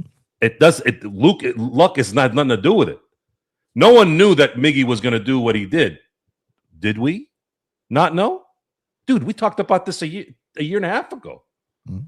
We were watching what Miguel Rojas was doing a year and a half ago. We're like, the only reason why we didn't see it in the 2024 run was because his ab area was jacked up. You could see it even when he's coming out of the dugout celebrating when Buehler struck out Verdugo. He's running on one leg, like you could see it. He was fucked up. He hurt himself this year too. A lot of people missed it. That play where he dove in the third in Philly. I do remember that. And that's another thing, because I've also been people have been asking, Joe, why is Miggy retiring? It looks like he's, you know, what? I'm like, I think he's starting to get hurt. Yeah, he's tired of it. He's having lower extremity. He's tired. He's tired of it. And I think his communication. There are certain guys in the Latin world, and Pedro Martinez is the other guy. When I listen to Miguel Rojas and Pedro Martinez speak with that heavy Latin accent and the way they speak English, so fluid and well, man, I'm just sitting there like, they're so versed. It's crazy. You can listen to a Venezuelan guy and a Dominican speak better English than the guy born here without an accent. The knowledge, the way they explain, they'll use the words, right? I mean, I'm a college-educated guy. I've written thousands of papers in my time, right? So I'm familiar with certain vocabulary, even though I might not look like I'm an educated man. I am. When you listen to certain words and the articulation of things, and then on top of that, you got to know baseball. I mean, folks, a lot of you guys know this already. You can't just come talk baseball. Mm-mm. I had to wait 40. When did we meet, Jeff? 2 years ago? Yeah, about. Okay, I'm 48. It took me 46 years to talk to someone about baseball. I had my friend Tim who knew baseball, but we never talked like this. Never. I could never find Lakers, basketball. Shit, I have like fucking 100 people. Yeah. Football, everyone knows what football is. Baseball? Fuck. Zero. No one. Hey, what's going on? The Dodgers, baseball. Ugh, it's boring. Slow. Yeah. I only like it at the games. Can't watch it on TV. Hold on, let me find my little thing here. Okay. I mean, this is like, where's that damn car crash one? I don't know. I don't even know what the hell this is. This stupid ass thing. It works sometimes, sometimes it doesn't. Anyways, the key is that's why I got the board. The key is I still got to get a board and my freaking desktop. I'm still lagging on that. I got the practice. Let's work the. Hold on. Did you hear Blake Griffin's imitation of that? No, I got. Oh my God! When Blake Griffin did that skit with Drake, dude, that was amazing, dude. That was amazing. And Drake was money too, by the way. He was incredible. He's like that one or the one where he's with Will Ferrell at the Raptors practice. Doing the surgery. He is. Yes, yeah. No, that executed. He Drake is great. Did you see the one with the Raptors? What's your name? Demar. Here today, Demar. Yeah, The Raptor one was great. When he plays the director and he sits Blake Griffin in a tub with some old lady, and he's like, "Imagine your life. Think about what you're feeling right now and where you are." And like it, like just. Have you seen the State Farm commercial? The State Farm? You're the boss. I see that one too. You're the boss. No, he's a very talented rapper. Don't get me wrong, but he's not. He's a pop star, not a rapper in my world. But I don't mean that take away. That's a whole other argument, a whole other conversation. I don't think anybody disagrees with that. But he's a very talented man. Don't get it twisted. You know what I always envision him in? You know all the remakes when they remake a movie, and I'm like, you know what Drake would be fucking a killer at? I'm like, if they ever redid something about Mary, like Drake in that role would probably be amazing. Which role? As Ben Stiller role? As Stiller's role, yeah. Really? Because the way did you ever like when he plays like the nerd? Have you seen him when he puts like braces on and dumbs it down? Because that's who he is. Right. But what I'm saying is he could, because his what he is great at when he does, even in his videos, when he makes fun of himself or he's like, oh, like he could do, or even the Chris Elliott role, maybe like, you know what, like the role where he's like, did you talk to her? Did you talk? Like, there's so many roles he can play because he's an actor, really. He's an actor that raps more than a rapper who acts. Like half of his raps are acts, right? So it's like, that just was right. But anyways, but what I'm saying is like, he's very, very talented, very, very skilled, very, very good, but he's not one of these. That's a whole different story. But what I'm saying is like, I like putting him in one of those roles where it's like he can like make fun of himself, like any type of those. Like put him in a what are those brothers? What are they? The Farley brothers. Put him in a Farley brothers movie, and he'd be fucking epic, right? Because like put him in a movie with Will Ferrell and someone very serious, right? Like Will Ferrell and like someone who's like just like a stick up their ass type of guy, and it would be amazing. You know what I mean? But yeah, the one he's not doing this, by the way. He's like, I'm not doing the surgery. The ending of that skit when he's talking to Ben Simmons, he even made Ben Simmons sound funny. He's like, I don't think he's talking about how I look like a black guy who fell in a tub of Cheetos, and I'm like, but did you see the Toronto one? Did you see the Toronto one? I did. Oh, yeah. with him and Will Ferrell. Oh, that one is amazing, man. And it's like, that's what he's best at. Like, give me that Drake, like the video where he's like, there's a video like him and Chris Brown had a beef, and they made peace, whatever. They do a video, and he's like, Chris Brown is clearly the tough guy. He's like, I'm gonna let you be the tough guy in this video. I'm gonna be the weirdo. Like it's just fucking perfect, you know. And like Chris Brown, he's like, he does his like they're battling, right? And Chris Brown does his thing, and he's like, where'd you where'd the speakers come in? Where'd that sound from? Hey, give me my phone. Connect my phone. Like play it on my phone. It's amazing. Like those little things. I feel was it Degrassi? That was the show he was on. Was that in Canada? It was in Canada. But what I'm saying is like he's never like he's a guy I always felt should have had a feature film. You know what I mean? He wanted that career. He wanted to be an action star though, but no one took him seriously. Right. But not an action, but comedy. When's your boy Francis going to come back into acting, by the way? Well, he does stuff still, but it's just he that's an off topic conversation. But yeah, I'll tell you this. If I get a chance to look, I go back and forth between three movies in terms of the one spot. Godfather, Goodfellas, and A Bronx Tale. And a lot of it has to do with him. Because and everybody in my circle said that would have been Joe's son. The scene with the table. The scene with the table. I gave it a shot. Yeah, he gave it a shot. Yeah, he gave it a shot. My daughter has that kind of tact already. She's 13. And I make that joke with my dog, with my wife. He took a shot. What do you want me to do? He took a shot. Yeah. Good lucky. Right. And again, the communication with the wife. It's like there's respect there, there's love there, but at the same time, this is my boy, man. Like this is my kid. It's different. You know, the communication is a little different. So yeah, I go back and forth on the one spot on that. Depending on which one I see recently will obviously determine sometimes what's going on. Right now, Godfather's back in the top spot. I just watched 1 and 2 Godfather. When I can't sleep at night, I'll throw on Godfather 2.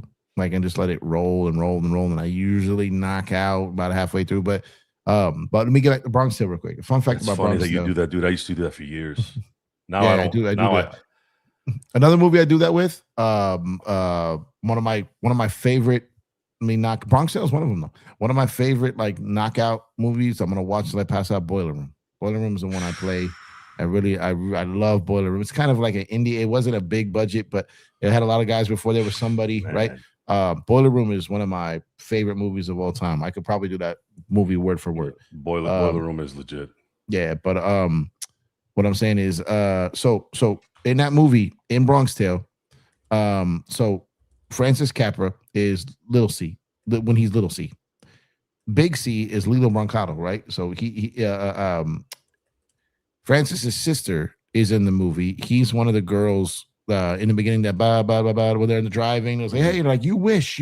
Like, so Francis's sister is one of the girls in that car. Francis's sister's first boyfriend was the bigger Little C. So his sister's first boyfriend was Big C, I guess you could say. And then this is crazy how this all ties together. Francis is the kid that De Niro picked to play Little C. He picked Lilo himself too. Okay. But here's the thing. Like, so Francis's sister, Chanel, who wrote a couple, but which I actually was supposed to be in one of them, but that's a whole DMX story that spilled into something else that ended up being Usher. But so it's Francis Capra's Lil C. Chanel is in the car where those three girls are sitting in the front seat at the red light while they're trying to holler at him. You wish, yeah. And then the guy, for those who haven't seen a Bronx Tale, this is going to be a spoiler, so mute the next 30 seconds. The guy who ends up killing Sonny ends up being with Francis's mom and becomes his stepdad. So the guy who killed Sonny ends up living with the family of the Cappers, right? Like, and that's their that was his stepdad, and then his siblings are all, oh my God. The siblings of him, of the younger siblings, are his kids. And very talented as well. Jesus. But it's just you weird. better not be a dude. It's definitely a dude. It's a weird combination, right? And then, you know, the funny part is they ended up with a connection for life with someone who barely even remembers he was in this movie, which was Pesci. So you have on your phone an any given time where you could call De Niro, you could call Pesci, and you could call Chaz Palminteri, who can link you to anybody, right? And then, you know, he ends up like he's in a lot of other big shows, but not as a lead, not as a star, because he ended up in this weird path. So see, he was on Sons of Anarchy. He was on The Shield. He was on. We were filming. Because I was his driver at the time. I was his best friend. He didn't have long story short, we were filming the movie about the North Hollywood bank robbery, and it was Mario Van Peebles who was directing and starring, and Michael Madsen. So we're on set. And we're sitting there, and and mind you, I lived that moment. I'm in the valley. I was 2 blocks away from when I was on the roof watching the police when that bank got shot up. We're filming a movie there, and it's Michael Madsen, who's a bad motherfucker, man. He was a bad motherfucker. And this dude Mario Van Peebles is like walking around the set all day, just like someone would introduce, he just shakes her hand and just doesn't even say his own name. And I saw him do this numerous times. Like he assumes that everyone there knows his name. So we're walking around the set, and he comes up and he shakes up to me. He goes, "Hey, what's your name?" And he shakes my hand. I'm like, "Jeff." And he goes, "What's your name?" And he looked at me like crazy. He was like, "Mario." I'm sorry, what? Mario what? Mario who? Like, what have you been in? And then he looked at me like, and my boy started dying. And he's like, "Girl," like you're telling me, right? Because Francis Capra, a lot of people don't know, like he's half Dominican. Like he's full-fledged Italian role in that movie. But if you look at him later in life, he's bald-headed, tatted up. Like he looks nothing like he did in The Bronx Tale. And at this point, that's what he was. He was bald head, tats and all that. So like we're messing with Mario Peoples like the whole set. So every day I go on set, I ask Mario, "What's your name again? What's your name?" And I would mess with it. But Madsen was rest in peace. Madsen was a real dude, man. He was a real cool dude. Real. We would talk about sense the career path that one went and yeah. didn't. So we would talk about Donnie Brasco. a lot. And my friend would always ask about what it was like working with Pacino, because he asked he would ask Pesci, and he would always ask about Pacino, and he never ended up anything with Pacino, but he asked about Pacino a lot, liked a lot of these guys, and they all kind of said like they're like well, Al, he's just like, they're like, you don't know when it's on and when it's off, because like he's just so natural. You don't know, like, is he method? Is he not? Like, what is he doing? Like, he goes in there, and it's just like, especially when he gets to raising the voice, like when you like Al, and he just like, and then you talk to different people who worked with him at different stages, right? So you got people who worked him when he was like on The Godfather. It doesn't even look like the Al Pacino we know today. He looks like a different dude, right? If you look at him as Michael in The Godfather, he looks like another actor. He doesn't look like Al that most people know Al, like from Heat, right? If you look at Al from Heat and you look at Al in Godfather 1 or even Godfather 2, he doesn't look like him. He looks like another guy. Now he's Al in Part 3 that most people know, but he looks like a different actor, right? He doesn't look like the same dude. He didn't do the Godfather video game because of his voice from all the alcohol and cigarettes. Yeah. Oh yeah. I gotta get my Al voice going. I've been doing a Macho Man one, so I'm kind of off a little bit. Oh yeah. No, but the Al was like the what's the one in Heat? What do I know? No, I don't know anything. No, what is it? What he said? Because he got a fat ass, right? Like that. Well, he was gonna say wide, and you can see it in his lips. Oh yeah. He's got a great ass. Great ass. I said fat. Yeah, you're right. Got your head all the way up it. All the way. You got your head. When I think of asses, a woman's ass, I get something comes out of me. What's that scene? The scene where he's these guys are good. You know what they're doing? You know what they're doing right now? These guys. You know what they're looking at? You know what they're looking at? You know what they're looking at? You know these guys. The LAPD, dude. Anytime the LAPD thing comes, I think of that line. Yeah. LAPD. Yeah. Police department. Police department. And when he takes, you can have this, but you can't have my television set. He's I'm very angry, Ralph. he's so. So you know they're remaking that, right? With Bale and DiCaprio. So whoa. Are they remaking it or is it continuing? No, it's a sequel. So how do they do that? Sequel? They're playing them then? They're not. I don't think they're playing those guys. I think they are, because they said Leo's playing. De Niro. I think they meant that Leo's playing the next guy, the bad guy like De Niro, and then Bale's playing. So it's Heat the sequel, but none of the real original players. That's the only way they can make that work. Because De Niro's gone in the movie. Kilmer's gone in general. The other guy's gone. I heard. This is what I heard. I think that guy from Once Upon a Time in Hollywood, the one that plays the psycho that comes and he gets bit by the dog. I think he plays. I don't know for sure. I think he plays Val Kilmer's son's role. Oh, okay. So it's gonna. Remember, he had a son. Yeah. So it doesn't pick up where the last one left off. It's way later. I don't see how it wouldn't, because I don't think they'd want to do a period piece in the late '90s, because then throw everything off. Wow. Okay. And Ashley Judd does not look good. They had a lot of those from back, but it's two great actors. Well, I mean, I'm not a Bale fan as much as I'm a Leo fan. Leo, I love. I think Leo's great. Well, Bale has had his. So this movie with Gosling, with the original thing, whatever the hell it's called. You know, those movies. I'm waiting on. Which one with Gosling? Movies have taken me out. I actually have no desire to watch movies anymore. I have not watched a movie, like a new movie, in a very, very long time. So I don't know what Gosling was like. It's just this new movie that I guess they go to the sun or something. I don't know what the fuck it is. So Gosling, like none of his real new work have I like. To me, Gosling is like The Notebook and Remember the Titans. Anything outside of that? Oh no, there was that one with he was a biker. Outside of that, I don't know much about him. I think when he plays somebody funny, I think that's his best work. When he's serious, I think the movie Drive might have been the only movie I was like, I can see this guy. I didn't see it. I don't dislike him though. I think he's great. He's good in what he does, but he doesn't really do much for me. What's the one where he was a criminal? They were like he was a biker. Like it was a weird, twisted kind of like. I think you're talking about Drive. No. Something in the woods or something. It was him. he was like a daredevil guy, you know, like he was like a bike guy that would do stunts and all this stuff. And it was him and Eva Mendes was his chick, but Eva Mendes was with this other dude who he had kind of it was a weird, twisted kind of thing. I think that's the last like movie.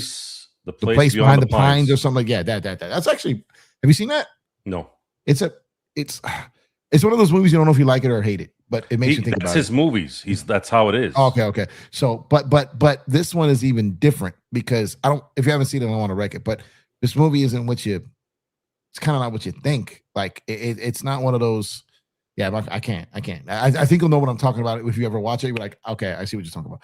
But like outside of that, like I said, Remember the Titans, The Notebook, which was great.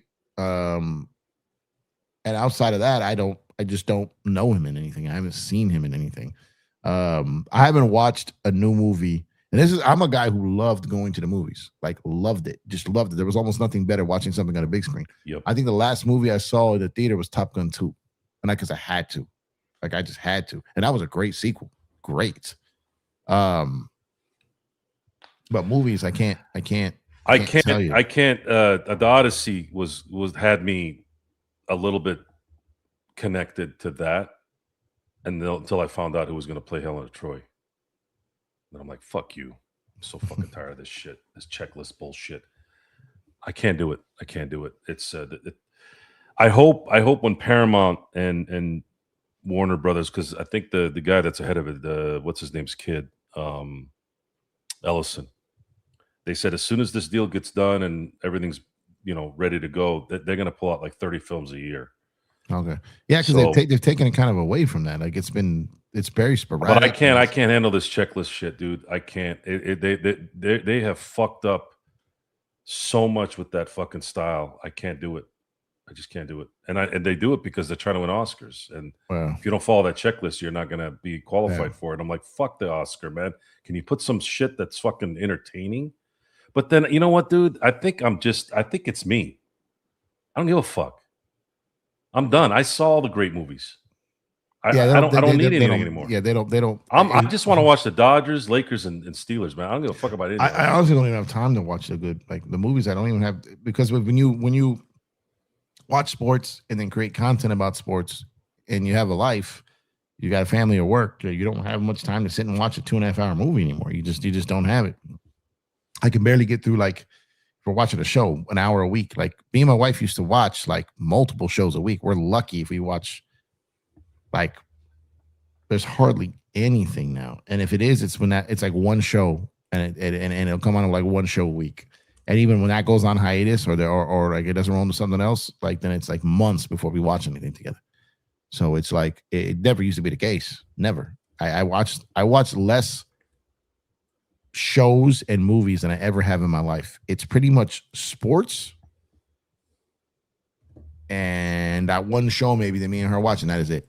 And right now that show is off. It's like it's the Power universe. So it's like whether it's Power or Raising Canaan or Ghost or whatever it is, Force, that universe. Outside of that, we've kind of, because the other shows we watched ended, and then we never really picked up on a lot of them after that. So the only one that's still kind of lingering and it's ending towards the end is the Power universe. Outside of that, we don't really watch anything. Yeah, it's hard. I mean, think about it. 162, 3 hours each. That's a lot of time. Basketball, 82 games. Football, 17 plus games. It's enough. It's enough entertainment for me. And the fact that I don't believe in what's going on in that industry. Yeah. I don't want to deal with it. I'm tired. It destroys. So let's talk about your boy, right? Your boy's half Dominican. If they made a Bronx Tale today, he wouldn't have been casted. Nope. That would have been that automatically fucks up the whole movie. Mm-hmm.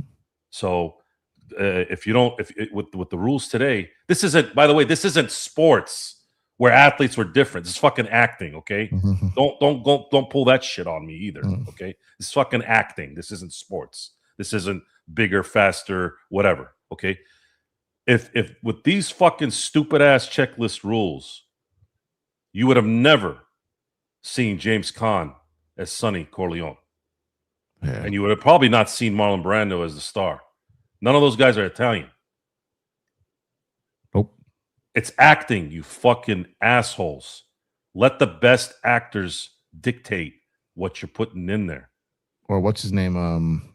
got Ray Liotta as Johnny Depp's dad, like in Blow, like the things he have, like some of the best. Yeah, there's too many rules now. There's It's too a many. great movie too, by the way. Great movie. Oh my God, Man, all the my dark my horses. wife, man, Listen. when what's that song when he comes out of the airport? He's wearing the white suit and he's walking to the beat. Was it Jack Sally? What the hell was it? That whole movie is great. But she was watching, and again, when she sees Johnny Depp come out of there, she goes, "Man, he is good." She doesn't talk like that. Like, man, he is really good. He's really good at what he does. Yeah.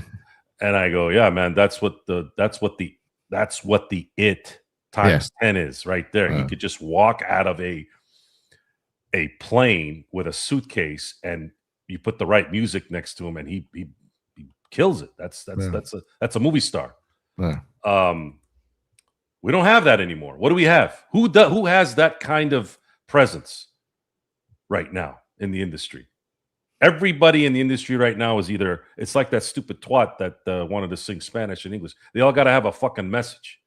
Motherfucker, just act and shut the fuck up. I think there's still some good ones, but it's just the era that again, our era. I hate to be the era guy, but it just is, because the quality and everything changed. But I think, like, when you come from an era of watching the Pacinos, the De Niros, and then just endless. Like, one of my favorite actors of all time was a guy I don't think he gets enough credit, like Don Cheadle. Don Cheadle was just everything he did was just phenomenal.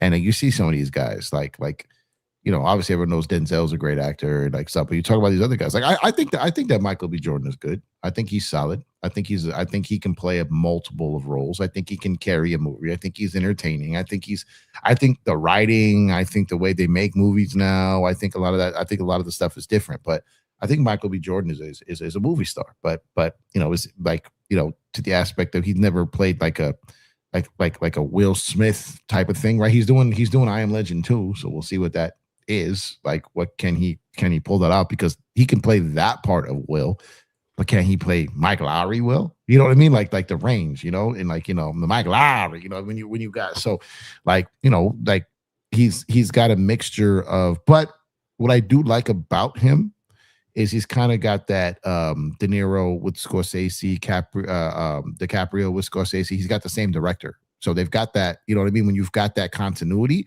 I think those type of actors, when you've got that continuity with the director, I think you find something there. I think you find something there. They kind of select, like they kind of are in together on what the movie is, what the writing is, who's casting, who's producing. So that type of continuity, I think, matters, and I think you see less of that. But Michael B. Jordan has that.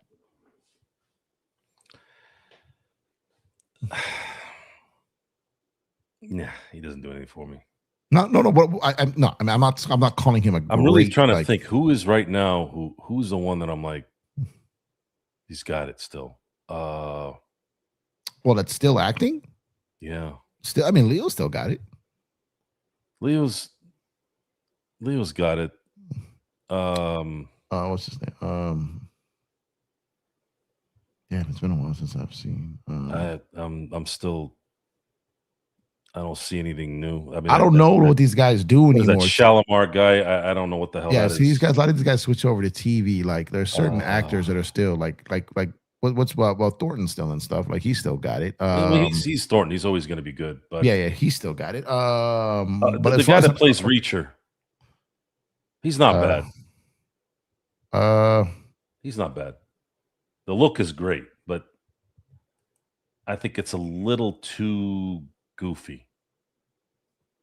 If I was going to play Reacher, I don't know, I'd be maybe a little bit more menacing, but that's kind of how my brain works. I'm thinking of the upper cards. Like, Michael B. Jordan might be the one, because I just like all his movies. Like, I'm trying to think of like who. Again, I don't know any of the up and comers. I don't know. I don't watch. I haven't seen. Like, is there?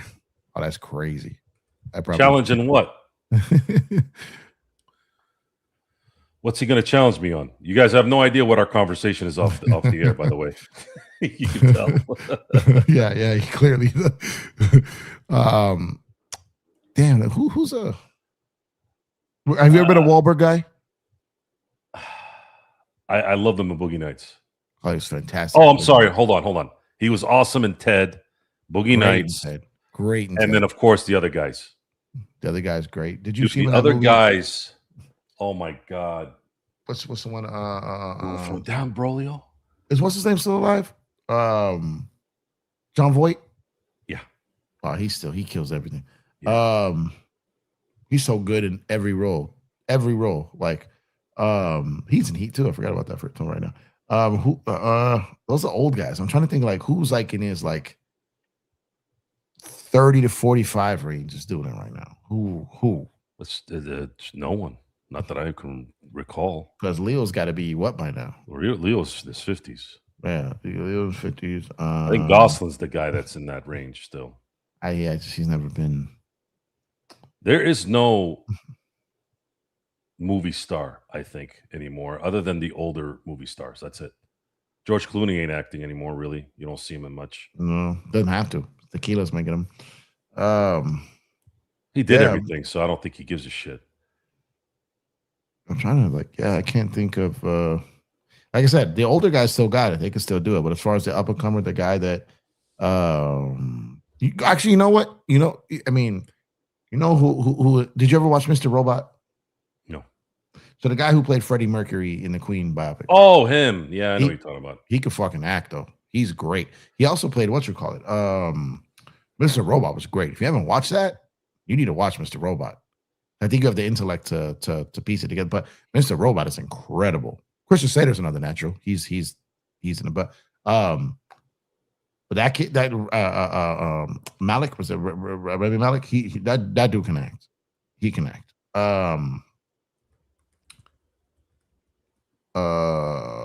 Chadwick Boseman was solid too. He passed away though. But who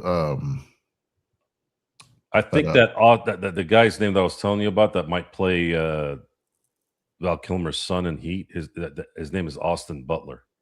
He played Elvis. Oh, he was great. I always saw half that Elvis. movie. Yeah. Okay. Yeah. Okay. So anyway, he that is a twisted role. Then you said the psychopath that got bit, but yeah, I'm actually honestly, I lately the women have taken my attention. Not. I mean I'm always going to side with the good-looking women too, but even though she's not the exotic type, the Sweeney chick, because she's embraced the movie star, like she's embraced it, and she has. Who is she?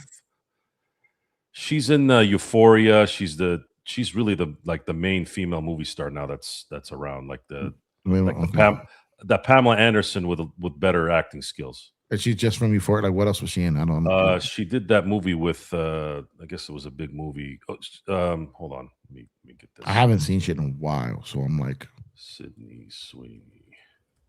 I've heard the name, but I can't picture the face. I can just look it up. But she was in Anyone But You. That was the guy that played in Top Gun. The Miles Teller, narrow-faced guy. Miles Teller, not Miles Teller, the other guy, the one that saves him in the end. Oh, the new Maverick. Yeah. Okay. No, the new Iceman. He was supposed to play like the Iceman character. I forgot his name. Oh yeah. He's wait. Was he the Iceman or was he? I thought the other dude was wasn't he like the new hotshot, the new Maverick? Yeah. That's because they did that movie Anyone But You, and they were great in it. Everything else around them was fucking garbage, though. Everything was about, again, the checklist. And I was like, dude, can you just fucking the second Top Gun was good though. No. That one. No. But I'm saying that movie, the first sequel, I love that movie. That's it. Henry Cavill. Yeah, Henry Cavill. Good one there. You better not be a dude. It's definitely a dude. It's a dude. He's been held back. Who he should have been so many different things. He should have been Bond, man. Who is he? Henry Cavill played Superman. Man of Steel. Okay, but okay. Oh, okay. Here we go. I still like Russell Crowe. Russell Crowe, but he's one of the guys that are older in that range, right? At this point, it's Russell Crowe. I don't know. Okay, no, he's great. He's great in everything. But my thing is, if we're talking about a guy from 30 to 45, who is it? Like, who's the movie star right now? It's that Shalimar guy, whatever the fuck his name is. What is he in? I know the name. He's in Dune. He's in all the other artsy fucking movies. I didn't see it. But yeah, it's I'm gonna see what happens here in the next few years when Paramount and Warner Brothers finally get out of this rut and start making some legit movies. If they're gonna continue this checklist thing, they can shove it up their ass. I'm not gonna go pay anything for it. Man, that blue drink. Yeah, I'm gonna get up out of here, Joe. So yeah. Anyways, well, we hit the 3-hour mark. I was just letting everybody finish. I want to thank everyone for being here tonight, including Empire Jeff for coming in. This was an impromptu show, but it's going to probably be something that I do often, being that we're 160, 159 left in the season. It's going to go by quick though, man. I'm telling you. It is. And we're going to look up here one day. It's like, where the hell did half the season go? We'll be here, and then we're going to continue content. By the way, Jeff, I wanted to remind you that the crowd had asked about the all-time teams in each. I had an all-time team that we did on a show, but I need to separate it NL, AL, because there was a time where those were separate, and they're sort of still separate, even though technically they're the one league since 2000. But get ready for that. Plus, we still need to do that Chris Paul veto show. Oh shit! Explain that. So remember that. Yeah. But again, thank everyone. I want to thank everyone for being here. Old, new, man, woman, he, woman, whatever it is that's out there. Thank you for being here, and hopefully you enjoyed the show. We will be back probably sometime in the coming weeks. We're going to have a Lakers show. We're going to have a Dodgers show. And then, of course, when the draft comes for the NFL, I'll probably be doing a Steelers show as well. But until then, I want you all to have a good morning, good afternoon, and good evening. And until next time, I'll see you next time.